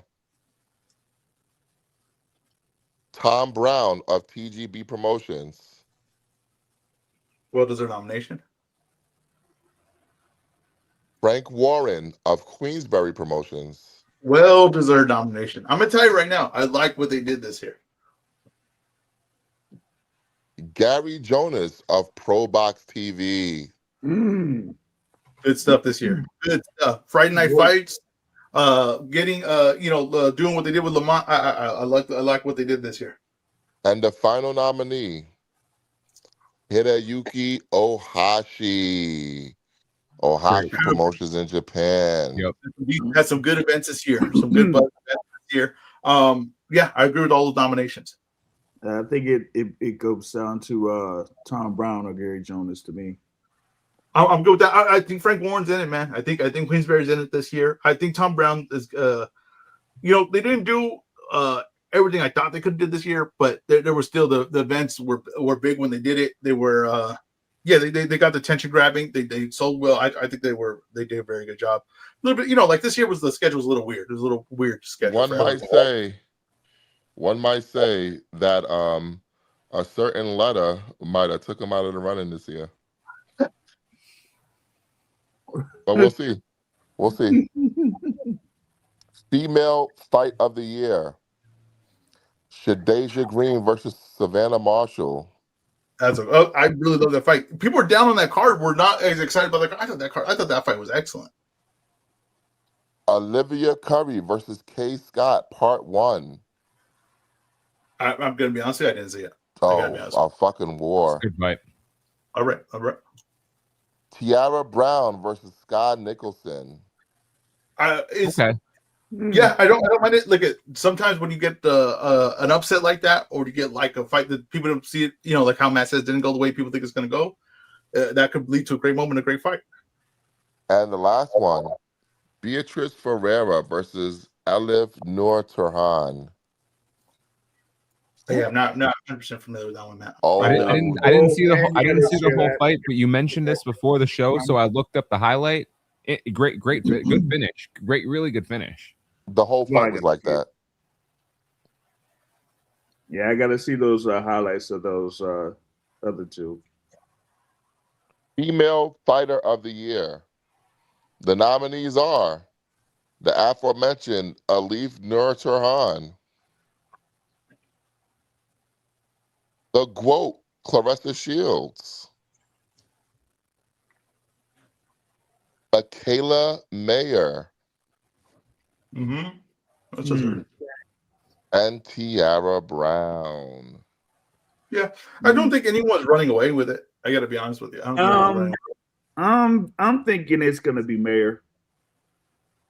But you think she's running away with it, like by a wide margin, or that's who you would pick of the group? Given her wins this year, the Sandy Ryan rematch and the recent one where she won the unified titles, yeah, she's kind of significantly above. But I will say this: down year in women's boxing this year. Down year. And we were talking about this, Matt. They gave up all the momentum they had this year. I really hope that next year it's bigger. I think the MVP is going to put more money into it, do more things with it. But man, what a disappointing year so far. I mean, so far this year, just a disappointing year. The next category, worst event of the year. No, I'm kidding. The next category is prospect of the year. Oh, okay. Moses Itama. I think he was snubbed last year. He gave us a chance. How been snubbed last year if he's a nominee this year? To be fair, Ezra, with this, the expectation is that to become a contender within the next year. I don't know that Itama's fighting contender fights. Well, he's not. He's not. Ezra, let's not argue about it. He's not. Okay, fine. He's not. Maybe we were wrong. We were early. Maybe No, we we weren't weren't. No, wrong. We no, were early. we weren't wrong because we didn't nominate him last year. Maybe we weren't wrong. We were early. No, But, no, man, I was exactly right because I didn't nominate him because I saw it coming. as the heavyweight division Hashtag goes, Mr. One Take. as the heavyweight division goes, boxing goes. And this man is the top prospect in the heavyweight division. He's the talent. If you say who's the most talented guy coming up, it's this man hands down in the heavyweight division. Okay, this All right. is that the prospect of the year. He should be the leader in the clubhouse. The next nominee for Prospect of the Year, John Orobio. The next Prospect of the Year nominee is Jonathan Laroca Gio Lopez. Wait, let's go back. John who? John Orobio. Are you serious? Yeah, I'm not familiar. He is one of Eye the Tiger's best prospects. John Orobio. Can you spell it for me? From Colombia. John is J-H-O-N. I know it's spelled John. No. It's not spelled. It's not spelled J-O-H-N. Yeah, then you don't know how to spell John if you think you know how to spell it. It's spelled J-H-O-N. Orobio is O-R-O-B-I-O. My guy El Tigre. Wow. He just beat Indochino last month. Second round knockout.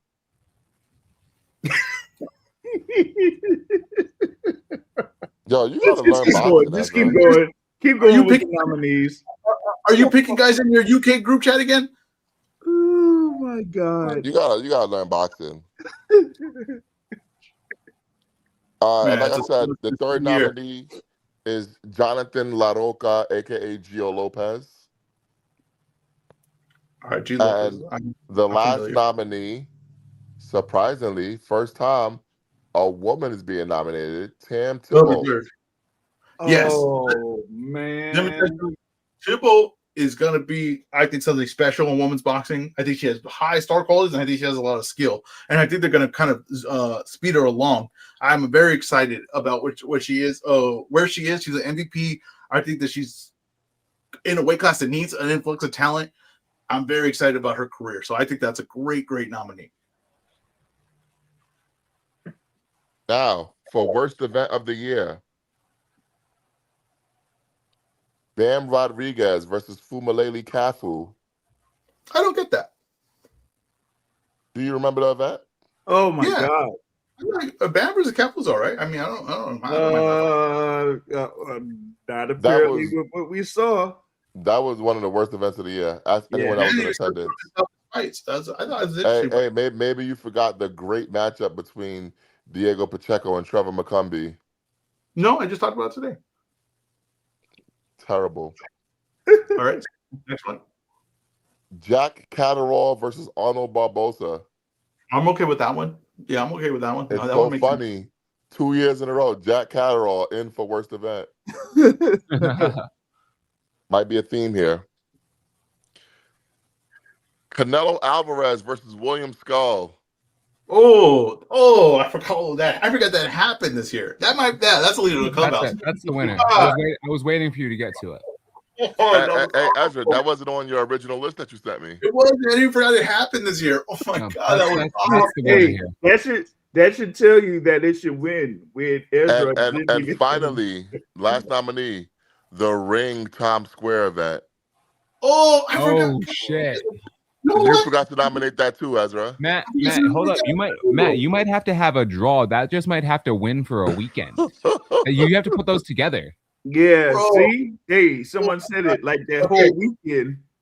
You have to put Riyadh season and Ring had the worst weekend in boxing history. No, the thing that saved it was the Naoya Inoue fight in Las Vegas. Yeah, that's why I said Riyadh season and Ring had the worst weekend in boxing history. Like, I don't know how you put on 2 back-to-back events that bad. They were awful, but I'll tell you, the Canelo one made me feel like I was working. I was mad I wasn't getting paid at the end of it.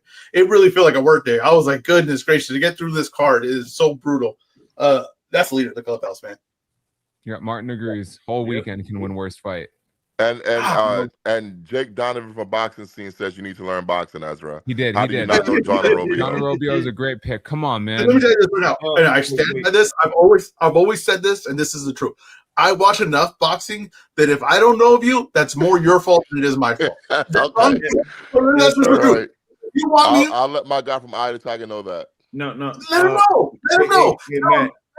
You're not doing a good enough job to get this guy in front of my eyeballs.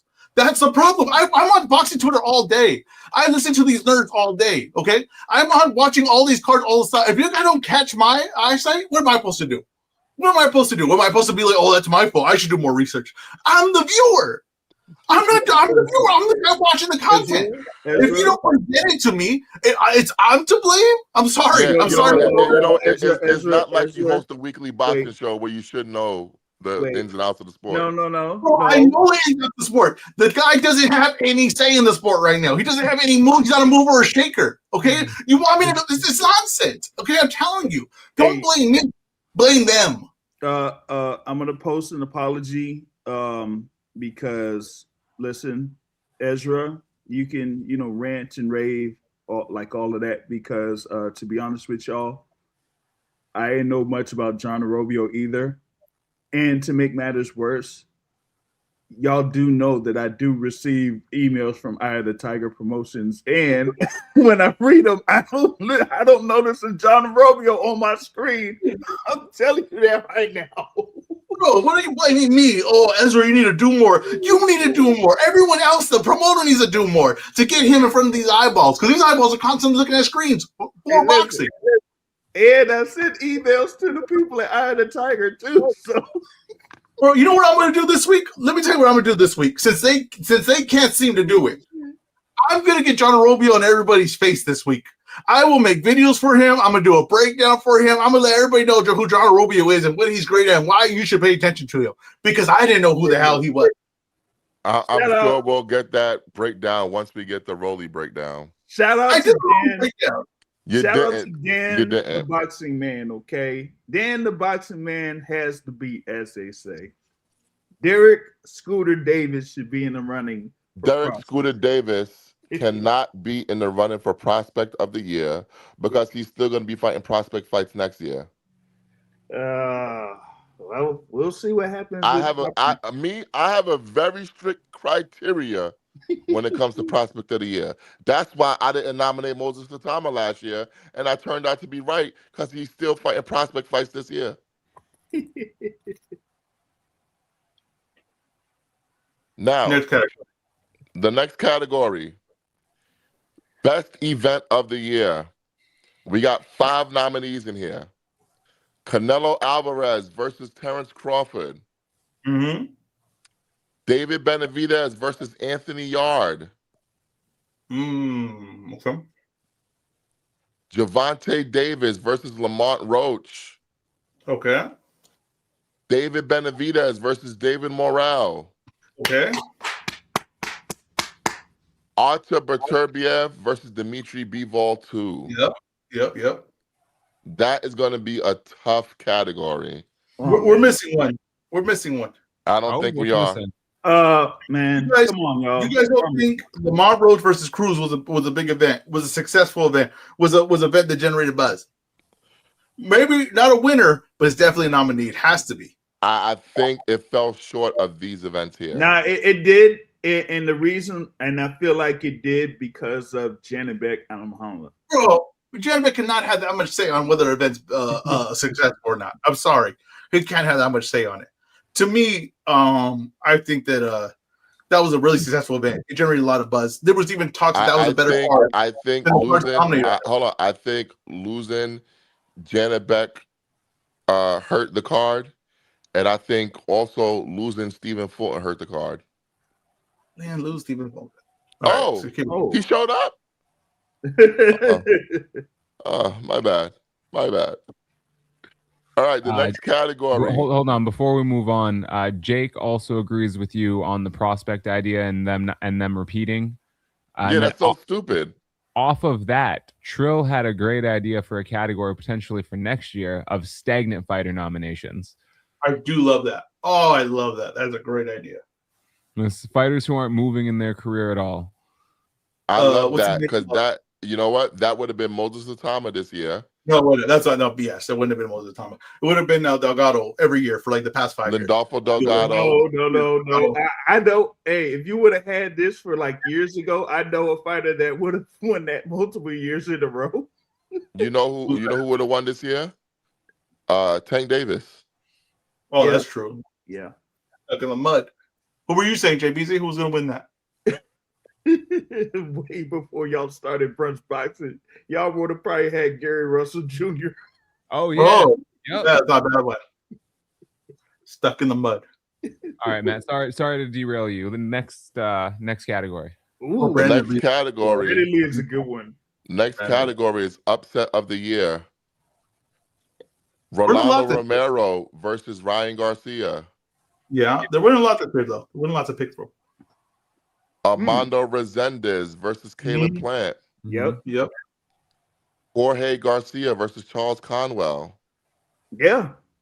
Yep. And something that you didn't have on your original list, Ezra. Terrence Crawford versus Canelo Alvarez. Oh, yeah. Yep. Yeah.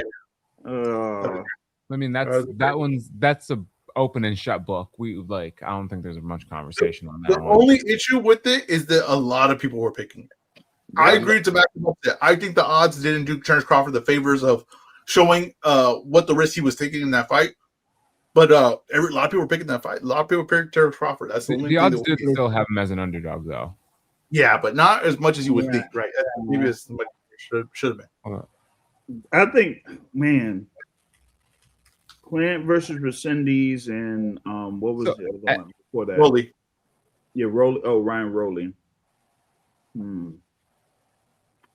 Yeah, I know what my pick is. All right. So he opened as a 2-1 underdog and closed roughly around plus 165. So it didn't change that much, but I agree. He's for comparison, he's a minus 350 favorite in the rematch, and Canelo is a plus 250 underdog. Mm-hmm. Wow, Canelo that's 5-1. Jeez. All right, next category, Matt. And what happened? We lost him. Damn. Interrupted him one too many times, and he left. Oh goodness. He got two pissed Ezra, off. do you have the list of nominees? No, I do not. He'll bounce back right now. He dipped out. He'll be right back. Let me tell you something. These nominees are a lot of energy coming for the nominees. It's gonna be a lot of emotions here. A lot of emotions. Oh man, But that thing I for can't podcast or whatever, that category. Oh man, that's the one I'm looking forward to. Who's gonna win? Oh my god. Oh man, you're gonna have. you saying that there might be some friendly rivalries? Oh, there's going to be a lot of controversy behind that. Given who is nominated, a lot of controversy behind that. Hey, BZ, I'm going to remove you from the stage and then add you back real quick. I just get kicked. I don't know what your happened. connection died. Say that again? Your connection kicked you. Nah, it didn't. It just, I got kicked out of StreamYard that was asking me to sign in as a guest. Oh, your StreamYard must have timed you out or something. Security That was feature or weird. something. I was doing the same thing Rumble has been doing to people. I was like, what is going on here? It's the next All right. category. Yeah, we did have one last category, or some more categories here after that. The next category, knockout of the year. Oh, this is going to be a good one. Oh, I didn't like Ezra's pick, so we had to do a little something. Brian Norman versus Jin Sasaki. One of my picks. Frank Martin versus Francis Barthélemy. One of my picks. yep. Late entry. Dave Allen versus Johnny Fisher. It's a good one. Yeah. And Alexander Usyk versus Daniel Dubois. Oh, One of yeah. my picks. So which one didn't you like? I'm just curious. The rest of them. What were the rest of them? Oh. Some nominees that you sent me. Let me pull them up right here. I got it. So why the hell are you asking me if you got I just it? put it up now. Opataya versus Sin Cara? You didn't like that knockout? His head hit every rope. Nah, I didn't care for that. Fighting some 40-year-old German guy that never was. Gasayev KO's Pulev. He had him swimming. Well, Prisoner of Gasayev, the moment. Prisoner of the Okay. moment. Okay. Bam KO's Martinez. The little slip back. Throw the left hand. That was clean. That's probably going to get a clear punch this year. Yeah. You just had Bam hater. Honestly, that's what that is. That's just you being negative towards Bam. Bam should definitely be on this list. That's one of the clearest knockouts you'll see this year. Over what? Over what? Well, I forgot what the list you said again, but yeah, one of those. Over one of those. Wait, do you remember Oh, the sure. Allen Sure. Johnny Fisher That's, knockout? see, that's the one I was gonna say, but then for some reason I'm like, I need to look that up again because I feel like that was more. Do you significant remember the than day? I Hold on, remember. no. Ezra. It was not. Yes, I remember it. Yes, I remember. I saw both those fights. It was not as beautiful and as difficult and as Ezra. perfect timing. When a guy, Which was more devastating? when a guy, when a guy falls face first and ends up like ass up, like, come on, what are we doing here? I What are we think doing it's Brian Norman, Jin Sasaki. Either way, that's what's gonna get my vote. But yeah. I Like, don't think that's gonna win. That should be leader in the clubhouse. I'm with you. I don't know because you got that one, the Frank Martin one. That Frank Martin knockout was and- disgusting. Yeah, But Bam not getting nominated to me is just nah, because you had those two, and then you had Usyk Dubois. Like Usyk Dubois, that one, oh boy, that one's good. That Yeah. one's good. yeah. I love Usyk Dubois. That one, that's the higher level. That's the highest level of difficulty knockout that was in this nomination. So that might actually be what caused it to take the win. I don't know if that's higher than the Martinez one. All right. Men's fight of the year. Christian and Billy versus Lester Martinez. Of course. Javante Davis versus Lamont Roach. I'm not sure about that one. Callum Smith versus Joshua Boazzi. Okay. Okay. And David Benavidez versus David Morrell. Okay. A or D. Those are my two Is choices. that all the categories? Is that all the picks? Yeah, only Well, four. Here's the three ones that I thought should have been on there. Roach versus Cruz. Keep in mind, it's only four. yeah. Roach versus Cruz. Great No. fight. Great fight. Mason versus Noakes. I mean, Yeah. you can have a more back and forth fight than that. Bivol versus Bertabib 2. No. Bro. I don't know. No. Here's the thing though. Like, fight of the year, it's not just to slug it out. Like, if you're fighting at such a high level, right? Like, this is why I was so high on Loma versus Haney. If you're fighting at such a high level with like so much tactical things and there's so much ebbs and flows to it, bro, you have to consider that. Like, I don't think that fight was very high level. Loma versus. Oh, you don't think Bivol versus Bertabib was very high level? No. But I think the difference between those two fights that you're making here is that Loma versus Haney had a lot of activity in it. Well, They were fighting okay, on the inside. They were exchanging. that's fine. But what I'm saying is though, like, okay, there's fights that maybe it's a little slower pace, right? But So it's edge of Ezra, you're telling me It's- that Ezra, are you telling me that Bivol Beterbiev 2 was better than one of these fights on the list? Hold on, hey, Matt. Yeah, it could be, Could you repeat the list again, real quick? Christian and Billy versus Lester Martinez. not better than that one. Mm-mm. That's Javante one. Davis versus Lamont Roach. Better than that one. It's better than that one. It's better than that one. It's No, better than it's that not. one. Yeah. Oh, it is. Yes, it is. Yes, it is. Well, And you know, exactly. Hey, you know you know what? Hey, funny? Ezra. I guess you had to be in the building. It wasn't. I guess so. But here's the thing that's funny: that Roach versus Cruz is better than that. Yep, That's it the is. part. The Nah. thing is, the reason I like Roach versus Tank. I really like that fight. I enjoyed that fight. Very skillful fight. But the same complaint you have about Bivol Bertabib is the exact same complaints you can have about that fight. Yep, It's 100%. Yeah. So don't give me that crap because then that's just honestly that's just bias. That's just Keep going with the nominees. Also, Callum Smith versus Joshua Boazzi. get the hell out of here with that fight. Get the hell out of here with that fight. For real. Honestly, get the hell out of here with That was a that fight. great fight. Bro. Keep going. And then David Benavidez versus David I Morrell. loved it. That was a fantastic fight. Now I'm gonna be, biased on this. Of the four nominees that are out there, I've been, I was there to watch 3 of the 4. and I'll be biased again. I would remove the one with Buatsi and Callum Smith, and I would add in Isak Cruz versus Angel Fierro. That was another good fight. That The was Mexican Civil War. that was a war. That was Mhm. that's a war. I know you have Benavidez Morel, but that fight before that with Cruz and Fierro, man, I was like, yo, that was some real good action. And I think one thing too, I don't think the Fight of the Year nominees should have a certain list of what we can have, because that kind of robs away from great performances that we can have within a year. I think they're all great fights, especially as us covering boxing and being boxing fans, should be acknowledged, because you don't get them enough.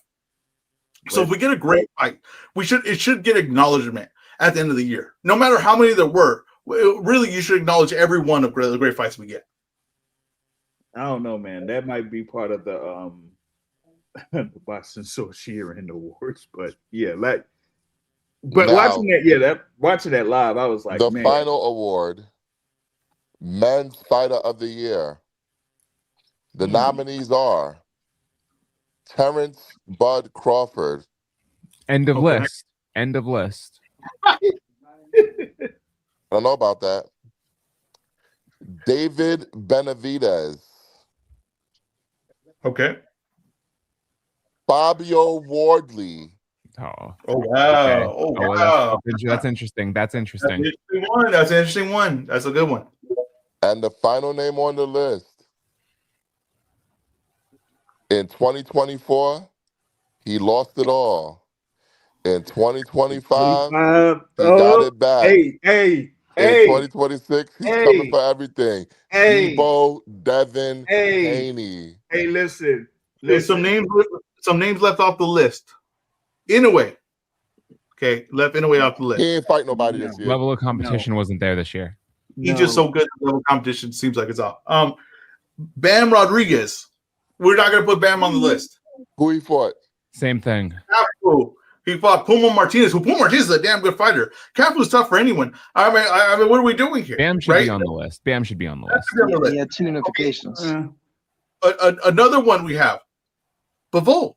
I understand we don't like what the moves he's making now, but he did go and beat Beersmith. That is a damn good win. I mean, look, you have Benavidez on there, but really Benavidez is just going off the morale fight. You're not counting the yard fight. I know for damn sure we're not counting the yard fight. So then you got to look, what's a better win? Morale, Beersmith. If you tell me they're even, I'm okay with that, right? That's equal. If you want to say that, I won't argue there. But those are still 2 good wins. I think that Bivol should be in the conversation. Nah. Bivol? No. Yes. No. What wins Bivol had? So wait. So you guys have Benavidez over Bivol? 100%.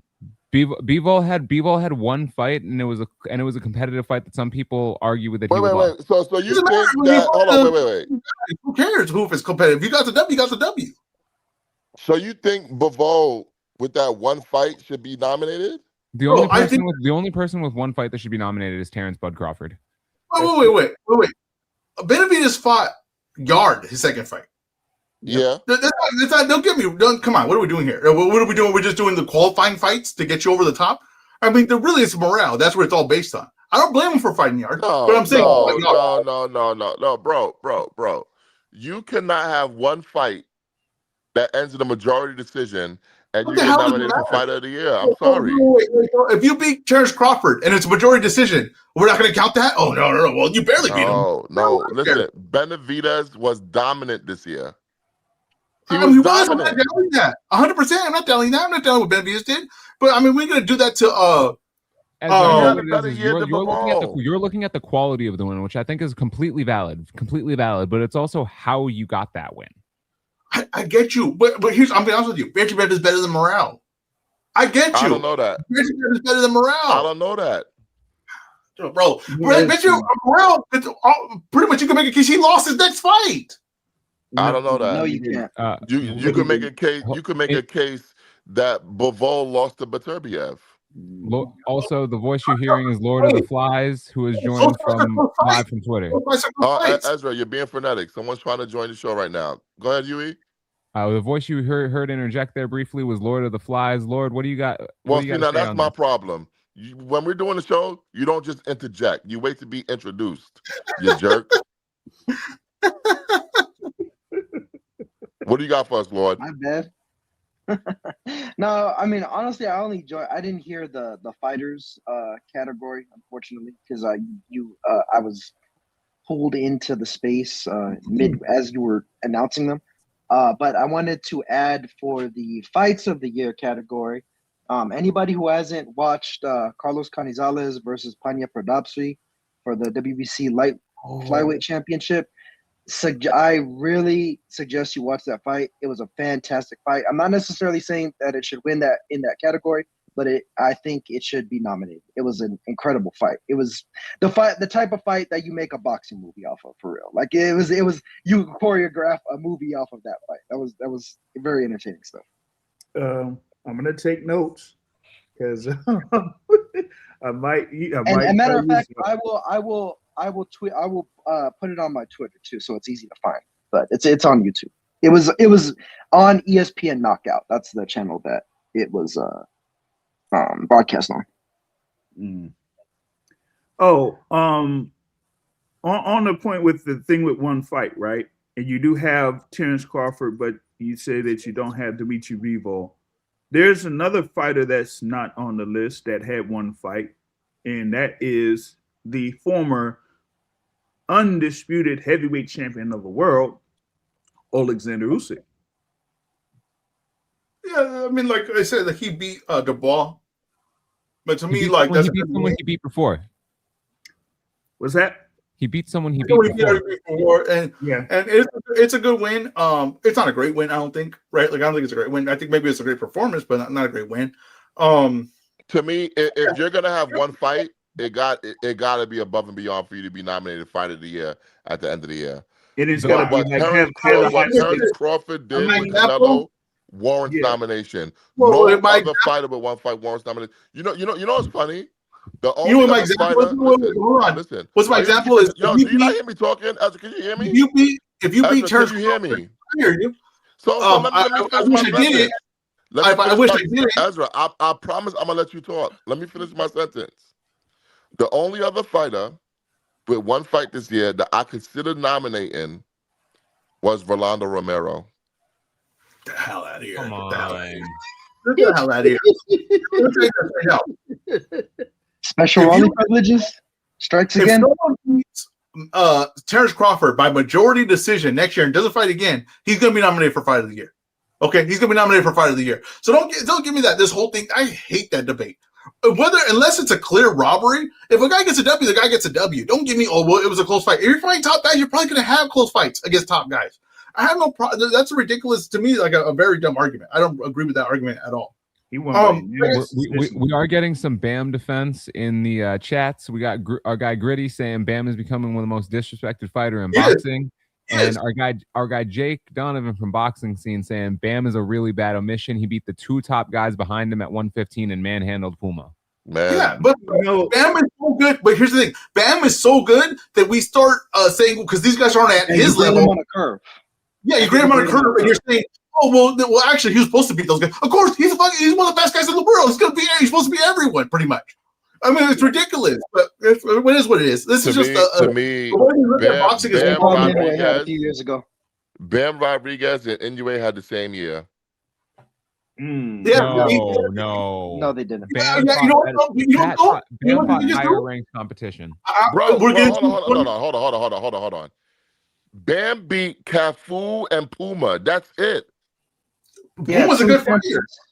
Puma's a good fighter. As you want to talk about MJ once upon a time. He beat Cafu and Puma. That's it. I'm sorry. Right. Yeah. None of my watch. 2 world champions. None of my watch. 2 of his best champions. Too.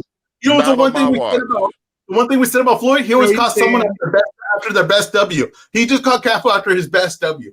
So Bam, and Cafu and Puma are basically Cardenas and MJ.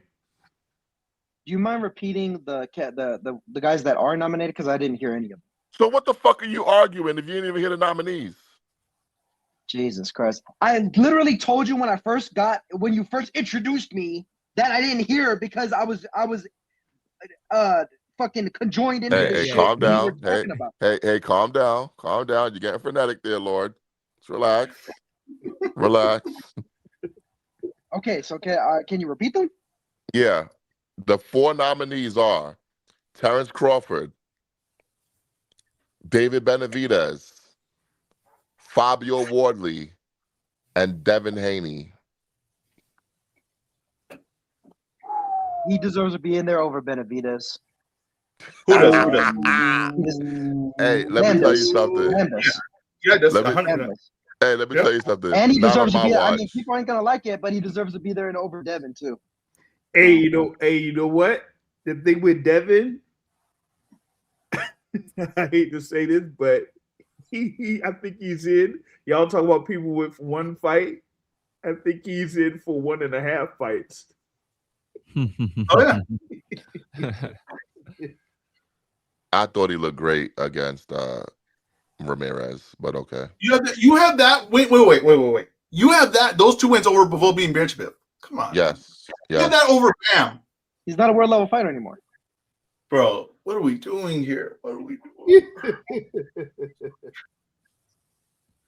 This is All right. This is gonna be a good pick. That one's More gonna Bam be a good defense. We got more Bam defense in the comments. Here we go. Basquiat New York, NYC said having Devin Haney here but not Bam is just horrible. Haney beat a shot fighter in his first win. See, like I said, 1.5. Ridiculous. You know what's funny? So funny how we look I think a lot of boxing fans are so and undereducated about the lower weight divisions that they just assume that everyone is good. Yeah, You can yourself. use You're un and undereducated about the lower weight divisions, so you assume everybody sucks. No. You assume everybody I look at them properly. Because of that, I look at them you properly. You don't. I look at them properly. Puma whooped Ioka and Akas, and apparently that doesn't mean a goddamn thing. Hey Lord, isn't this the same guy? Bro, supposedly when Inoue was ducking on Kaz, your words, not mine. Wait, hold on. Wait, what are you ranting about? Bam had 2 fights this year, Cafu and Puma. Against world champions. So why are you mentioning Ioka and Kaz? I'm confused. Because Puma beat those guys. But so what? Because Puma beat those guys. But and so what? Kafu beat Tanaka. Okay, so what? Not so what. So not so what. Literally everybody that I named is better than Brian Norman. Honestly, everybody that I named is better than everyone. I was thinking I bet you everybody you name, Brian Norman will knock him out. Why don't we? Yeah, because he's a fucking welterweight. Why don't we just make this easier and expand the nominees in this category? Because I'm not here to make things easier. There's too many. Like honestly, you know what, Huey? I'm not here to make things easier. No, but here's the thing, Huey. You know what your problem is? You just need to correct it. It don't need to be expanded. It just needs to be corrected. You know what your problem is? If it was up to Matt, I think Bam is more deserving of this than if it was up to Matt, Michael Carvajal would have never got Fighter of the Year. This is my show. Would have never been a I'm the host of the show. Do your job. You got this guy over talking me on my show. We're not going to do that here. Okay? This is brunch boxing, not wheelchair boxing. Go. Okay? Now, what I was saying... I'll put you on one. What I was saying is that we don't need to expand the categories. The problem with people is that everybody wants a participation trophy. Everybody wants to fence it. No. Sometimes the you got to problem is make people tough want to decisions. underrate certain fighters. You know what's funny? Can I tell you got what's to funny? make tough decisions. I blame myself for not sending Matt any nominees for this category. I blame You know myself. what's funny? He wouldn't respect it. I'll tell you right now. He knows what he wants to do, and that's it. Now, here's the thing, right? You know what's funny? We're talking about, it's a close decision. You know, Lamont Roach was 2 close decisions away from being probably close to being Fighter of the Year. He was 2 close decisions away from being like, hey, that's a hell of a year you had right there.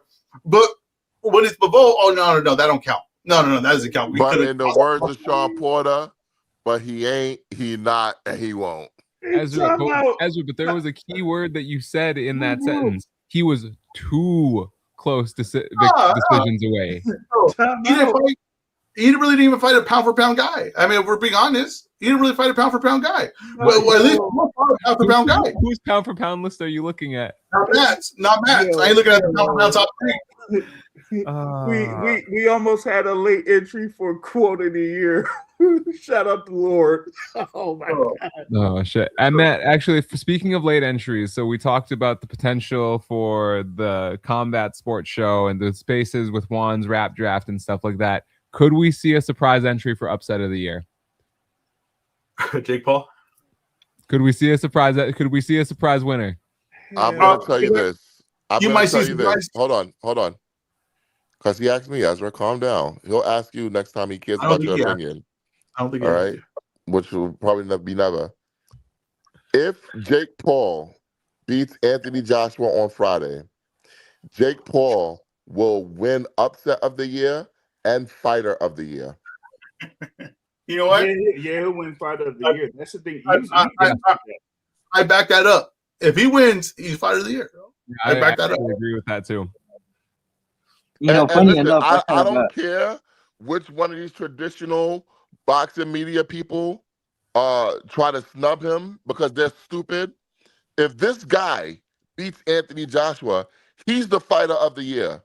100%. Get with it. Well, they're not gonna try to snub him based off of that though. They're gonna try to snub him based off of whenever these guys do these of the year things, they do it way too early. Like the voting for all this stuff is probably already finished. No, they really do because the Japanese New Year's cards are never included in that. Those are the end of the year. But they gonna snub him because they don't respect Jake Paul as a fighter. And they think it's a farce. Yeah, I mean, fair enough. But, like, once again, what I said still stands. But I respect Jake Paul. Yeah, I've always had that thought process, Lloyd. They do these awards way too early. Yeah, I was gonna say that night of Christmas. That Night of the Samurai card is on the 27th, and in any other year, like especially if Inoue and Nakatani weren't as big of names as they were, like nobody would, like it'd be like, oh, like who gives a shit? We snubbed him. Who cares? Now that we got that out the way, all the nominations are done. Lord was rude to me, so Huey, you know what that means. Do your job. You blocked. You is dumb as hell. You blocked, man. Welcome to the block party, Lord. You had to go to the block party. Welcome to the block party, Lord. All right. Yeah. Let's get to the quick hits. Time to close the show, baby. All right. So we've heard a lot about this fight over the last couple months. Mike Tyson and Floyd Mayweather is going to take place in March in Africa, according to Tyson. Matt, do you believe this? I do. I think it's gonna happen. This is not happening. What they do is this is what I really put together. What they do here, they sign some promotion deal, right? As far as not with the promotional company, they sign some advertisement deal or whatever, and they somehow attach that advertisement to the announcement. They somehow attach that advertisement to the rumor. This fight's not happening. It's not happening. Just like I told you, the Pacquiao fight's not happening. Floyd is not coming back. He's not going to fight these guys. It's just nonsense. It just builds buzz. You would not. Promise you, you don't need to figure out the network. You don't need to figure out the promotion. All this, if Floyd and Tyson get in the ring, Netflix would buy that tomorrow. I promise you. They don't need to take it to a different country. They don't need it. They're gonna put it here, biggest arena, biggest stadium, and it would sell well. Netflix will put it on there. It would have great viewership. Guys, it's nonsense. They're just talking. This is what Floyd does. He's just stealing headlines. He said he was gonna fight Pacquiao. But they said, "Oh, that's really happening. It's a real thing." No, it's not. He says, "Fight Tyson the first time. It's really happening." Oh, for sure, that's a good thing. We haven't got anything. Now it's in a different country. These are all formulas of this is not going to happen. These are all formulas. This is not going to happen. It's just nonsense. It's just talk. It's happening. It's happening. Bro, these fights are not hard to figure out. It's happening right now. Fights like that to make that much money are not that hard to. How about this? If this fight happens, you have to fly to Africa to go cover it. No. All right, what else we got, Huey? So you spoke with promoter Demetrius Alita earlier this week. We have Clarissa Shields facing Cruz Dezern in a grudge match. What's the buzz on this fight? I'm guessing Ezra's answering. No, you don't like the fight, Ezra? Oh no! I don't like this fight. I'm trying right now. I think they ran out of ideas. I gotta really tell you right now. What is this covering my face right now? Okay. They ran out of ideas for this thing. Can we do a live chat like that? Wait. Is that possible to have the live chat like that in the corner? You know what? I was responding to Rosebud Ice Cream and I accidentally did that. So now I know how to put the chat up on the screen. Wait, y'all didn't know that? No, that's great. We need that. We need that live chat on there. That's fantastic. Okay, well, anyways, yeah, bro, no, that's not the least creative idea. It should be Shadeja Green. She's coming off her best W. She's got MVP with her. They could somehow co-promote this. Honestly, I don't get that. I don't get why this fight's not happening. Stop talking about Layla Ali. Stop doing the franchise Cruz. We already saw that. Like, give me something new. Give me something fresh. That's what they need right now for Clarissa. I want something new and fresh. Well, after speaking with Clarissa this week, I'm excited about the fight. All right. Layla Ali's probably going to be working with Franchon, trying to get the money print to beat the GOAT. We'll see. This fight is going to be very, very interesting. And whenever Clarissa fights in Detroit, you know it's going to be a party out there. It's going to be crazy. They sold out Little Caesars Arena last time, 16,000. They're going to do it again. It's going to be a big event. It's going to be a great event. Now, what I will say, though, I need Clarissa Shields versus Shadeja Green. Yeah. I need that fight. She needs to get some get back for you, Matt. I need that fight. Now, here's the thing. Here's the thing. Look, Bobhead. Listen, here's the thing. I'm not upset. I'm not upset that the fight's not happening now because, listen, you can't fight everybody in the same night. All right? So she's going to fight Franchon Cruz. Then she's going to fight Shadeja Green. Then she's going to probably fight Michaela Mayer or something like that. And then, and she told me this, so I could say it here, then she's going to go have her baby with Papoose and go be a mother. And good for her if all that turns out in her favor. Hold on. But no, we need to be more selective. We need to be more selective with our breaking news. We need to be more selective with our breaking news. First of all, don't ever put that again on a boxing show. Nothing but men in here. Like, can I say this right now? I'm going to put this. No one gives it. What are you talking about? Oh, wow. What are you talking about? It's about respecting her privacy. It's not about who he's saying it to. No. It's not about privacy. Hold on. She said this on camera. No, but that's what. But I'm saying you said you can say it here because she already said it. Yeah. Who does that? But honestly, in this boxing show, who the hell cares? Listen. Maybe I mean, she's an active fighter, so if she decides to either halt or end her career because she decides to become a family woman, I mean, like here's what Clarissa says. She's gonna have 2 or 3 fights in 2026. Her and Papoose are gonna start a family. All right, she's gonna have a baby. She said she wants it to be a boy because Papoose wants it to be a boy. And then after she gives birth, she's gonna come back at a lower weight class and put some more hands on these girls. That's the game plan. There's an interview. I'm not gonna say names or whatever. Is that gonna drop soon? That you have, Matt. There's an interview you have. I edited it out of the interview. No, all right. I edited it out. But also we do have some other breaking news. This comes from my guy Carlos Linares. The Hebrew Hammer, Cletus Selden, has tested positive for PEDs, and he is out of his WBA title match with Kevin Brown, and he will be replaced in the fight. Now, the reason why I bring this up, the Hebrew Hammer, Cletus Selden, has once tested positive before, and he caused a brain bleed that ended the career of Zab Judah.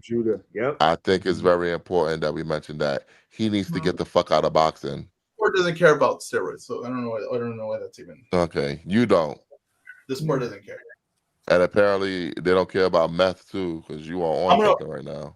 I'm gonna walk away from the camera. I'll be right back. And this has to do with last week's show, a suggestion you said. So I'm gonna give me a second off camera. I will be right back. Wait, we're not ending the show. There's more. There's gonna be 5 seconds. Oh boy! Oh boy! We'll give Ezra some time to get ready. Matt, what else do you have? This is all we have on the rundown. Beezy, tell the people where they can find you and find your content and what you have for the people this week.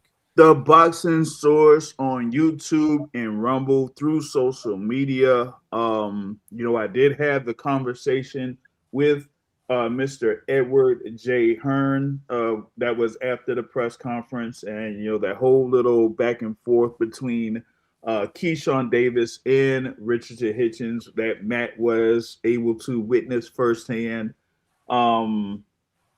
And we'll have more content this week. Gonna be making the rounds in the local gyms this week, so y'all stay tuned for that. Okay. All right. And yeah, you told me, you said, "Oh, this shirt was too small," right? You said get an XLT, so I went and bought an XLT, right? I bought an XLT. Bro, I look like Soldier Boy when he's doing the Superman dance. Wait, that's the shirt I told you to buy. Look at this midriff. Look at this midriff, bro. This is insane. Look at this midriff. I gotta tell you, Ezra, that T-shirt looks much better on you than the one last week. Bro, are you out of your mind? That looks fine. What are you talking about, bro? Look at this. Look at this. How low this is hanging. I look like Drewski in that video where he's dancing with all those guys. I look exactly like that. This that T-shirt. Ezra, do you want to wear skin tight shirts like everyone else? It's huge. Bro, look how low this is hanging. Look how low this is hanging. Look how low that's hanging. It's not that low. It's really not that low. It's really not. What is going on here? Look how low this is hanging. XLT, a ridiculous idea. Thank God. That T-shirt looks much better on you than the last one. Oh man! Notice how the arms look better. Everything looks better. Bro, I don't know about this, man. This is a weird fit, man.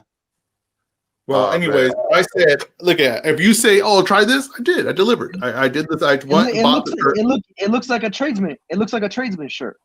It looks like a tradesman shirt. Like, you know what I mean? Like somebody that would be fixing something or lifting something, putting something together. You look like you might weld. I'm not going for the welder. Bro, look. That other shirt that you wore last week looked like something Ezekiel Elliott would have wore. It was very short, man. So he had a crop top on, Matt? Yeah. No, it did. If he would have lifted his arms up in that other shirt, he's showing midriff at that point. But yeah, the XLT fits longer, Ezra. Yes. Bro, this is. I don't want to go. I don't want to go into details. You know what? Hey, listen. Ask your wife which looks better. She's gonna tell you this. I'm asking her. We'll ask her. I'll get her honest opinion. Ask your wife which one looks better. Don't lie about the answer later either. Bro, I look like Drewski in there. Crazy. I didn't know Ezra likes form-fitting clothes. What a woman. What a woman. Ezra, what do you have for the people this week? I'm gonna have a bunch of what's his name? Johan. What's his name? John what? What's the other guy's name? John Arobio. A lot of John Arobio content. I'm gonna get them out of people's faces. People are gonna know the name John Arobio by the end of this week. But also, Ezra, I think you should extract the audio from all of your interviews that you did and upload them to Spotify for anyone who didn't get a chance to hear it. Okay, sounds good. Yeah, because we got a lot of content that the people haven't heard yet. Like, I have an interview with Papoose that I did that I'm gonna drop today. I just asked you about that. You said you cut it out. Oh, I thought you was asking me about the pregnancy thing. No. The Papoose thing is about his new project, his new album. I'm asking you. I'm trying to drop it. Yeah. I'm gonna drop that today. I just have to put the watermark over it. I forgot to put the watermark over the Keyshawn one. And what else I got? Oh, I just interviewed Nonito Donaire last night. If you guys haven't had a chance to check it out, the Nonito Donaire interview, excellent interview with the future Hall of Famer, the legend Nonito Donaire. Hopefully that's going to be up on Spotify soon. We interviewed Dimitri Salita this week. We interviewed Price Taylor. We interviewed, Jesus, we did a lot of interviews, man. We got a lot of content, man. So that's going to be dropping for the people this week on all the Brunch Boxing platforms. Listen, the thing about Brunch Boxing, we're like the Power Universe. It never ends. You got to follow us on all platforms because we're dropping stuff everywhere for everybody. We got something for everybody. So make sure you follow us on every single platform. What would my book be called? Spotify, Apple Podcasts, Twitter, Instagram, TikTok, Facebook, YouTube. What would my book be called if we were the Power Universe? He can't say it. It's a family show. All right, fair enough. Yeah. Yeah. But when are we doing this midweek show? What are we doing for AJ and Jake this week? I'm ready Thursday. All right, let's do it. All right, Let's we'll be fucking do Brunch it. Boxing will be back on Thursday and Yeah, again on and Saturday also- with our regularly scheduled No, show. we'll be back before Thursday because Clarissa Shields, Franchon Cruz kickoff press conference is next week on the 16th. Brunch Boxing will be live, boots on the ground Boots on the from ground, the baby. press conference in New York City, ladies and gentlemen. Listen, we got a lot of stuff coming for you people. We appreciate all the support. Like I said, make sure you guys follow us on all streaming platforms. And you guys can always support directly. Hit my Cash App. Let's go. Cash App, Venmo, PayPal. You guys know how to support independent platforms. But this has been another edition of Brunch Boxing. I want to thank all of our guests. We had Cliff Rowe, we had Jay Beasy, we had Lord of the Flies. We appreciate Mike for stopping in today. We appreciate all the listeners. We appreciate Bellini nominee because he wasn't here earlier to hear that he was nominated. Sam Rose, Bellini nominee for Listener of the Year. So we appreciate you, Sam Rose, for always supporting us. Thank you so much. This has been another edition of Brunch Boxing. He is our host, EzRaw Boxing. He is our super producer, Huey P. I am Matt. We are Brunch Boxing, and we are out.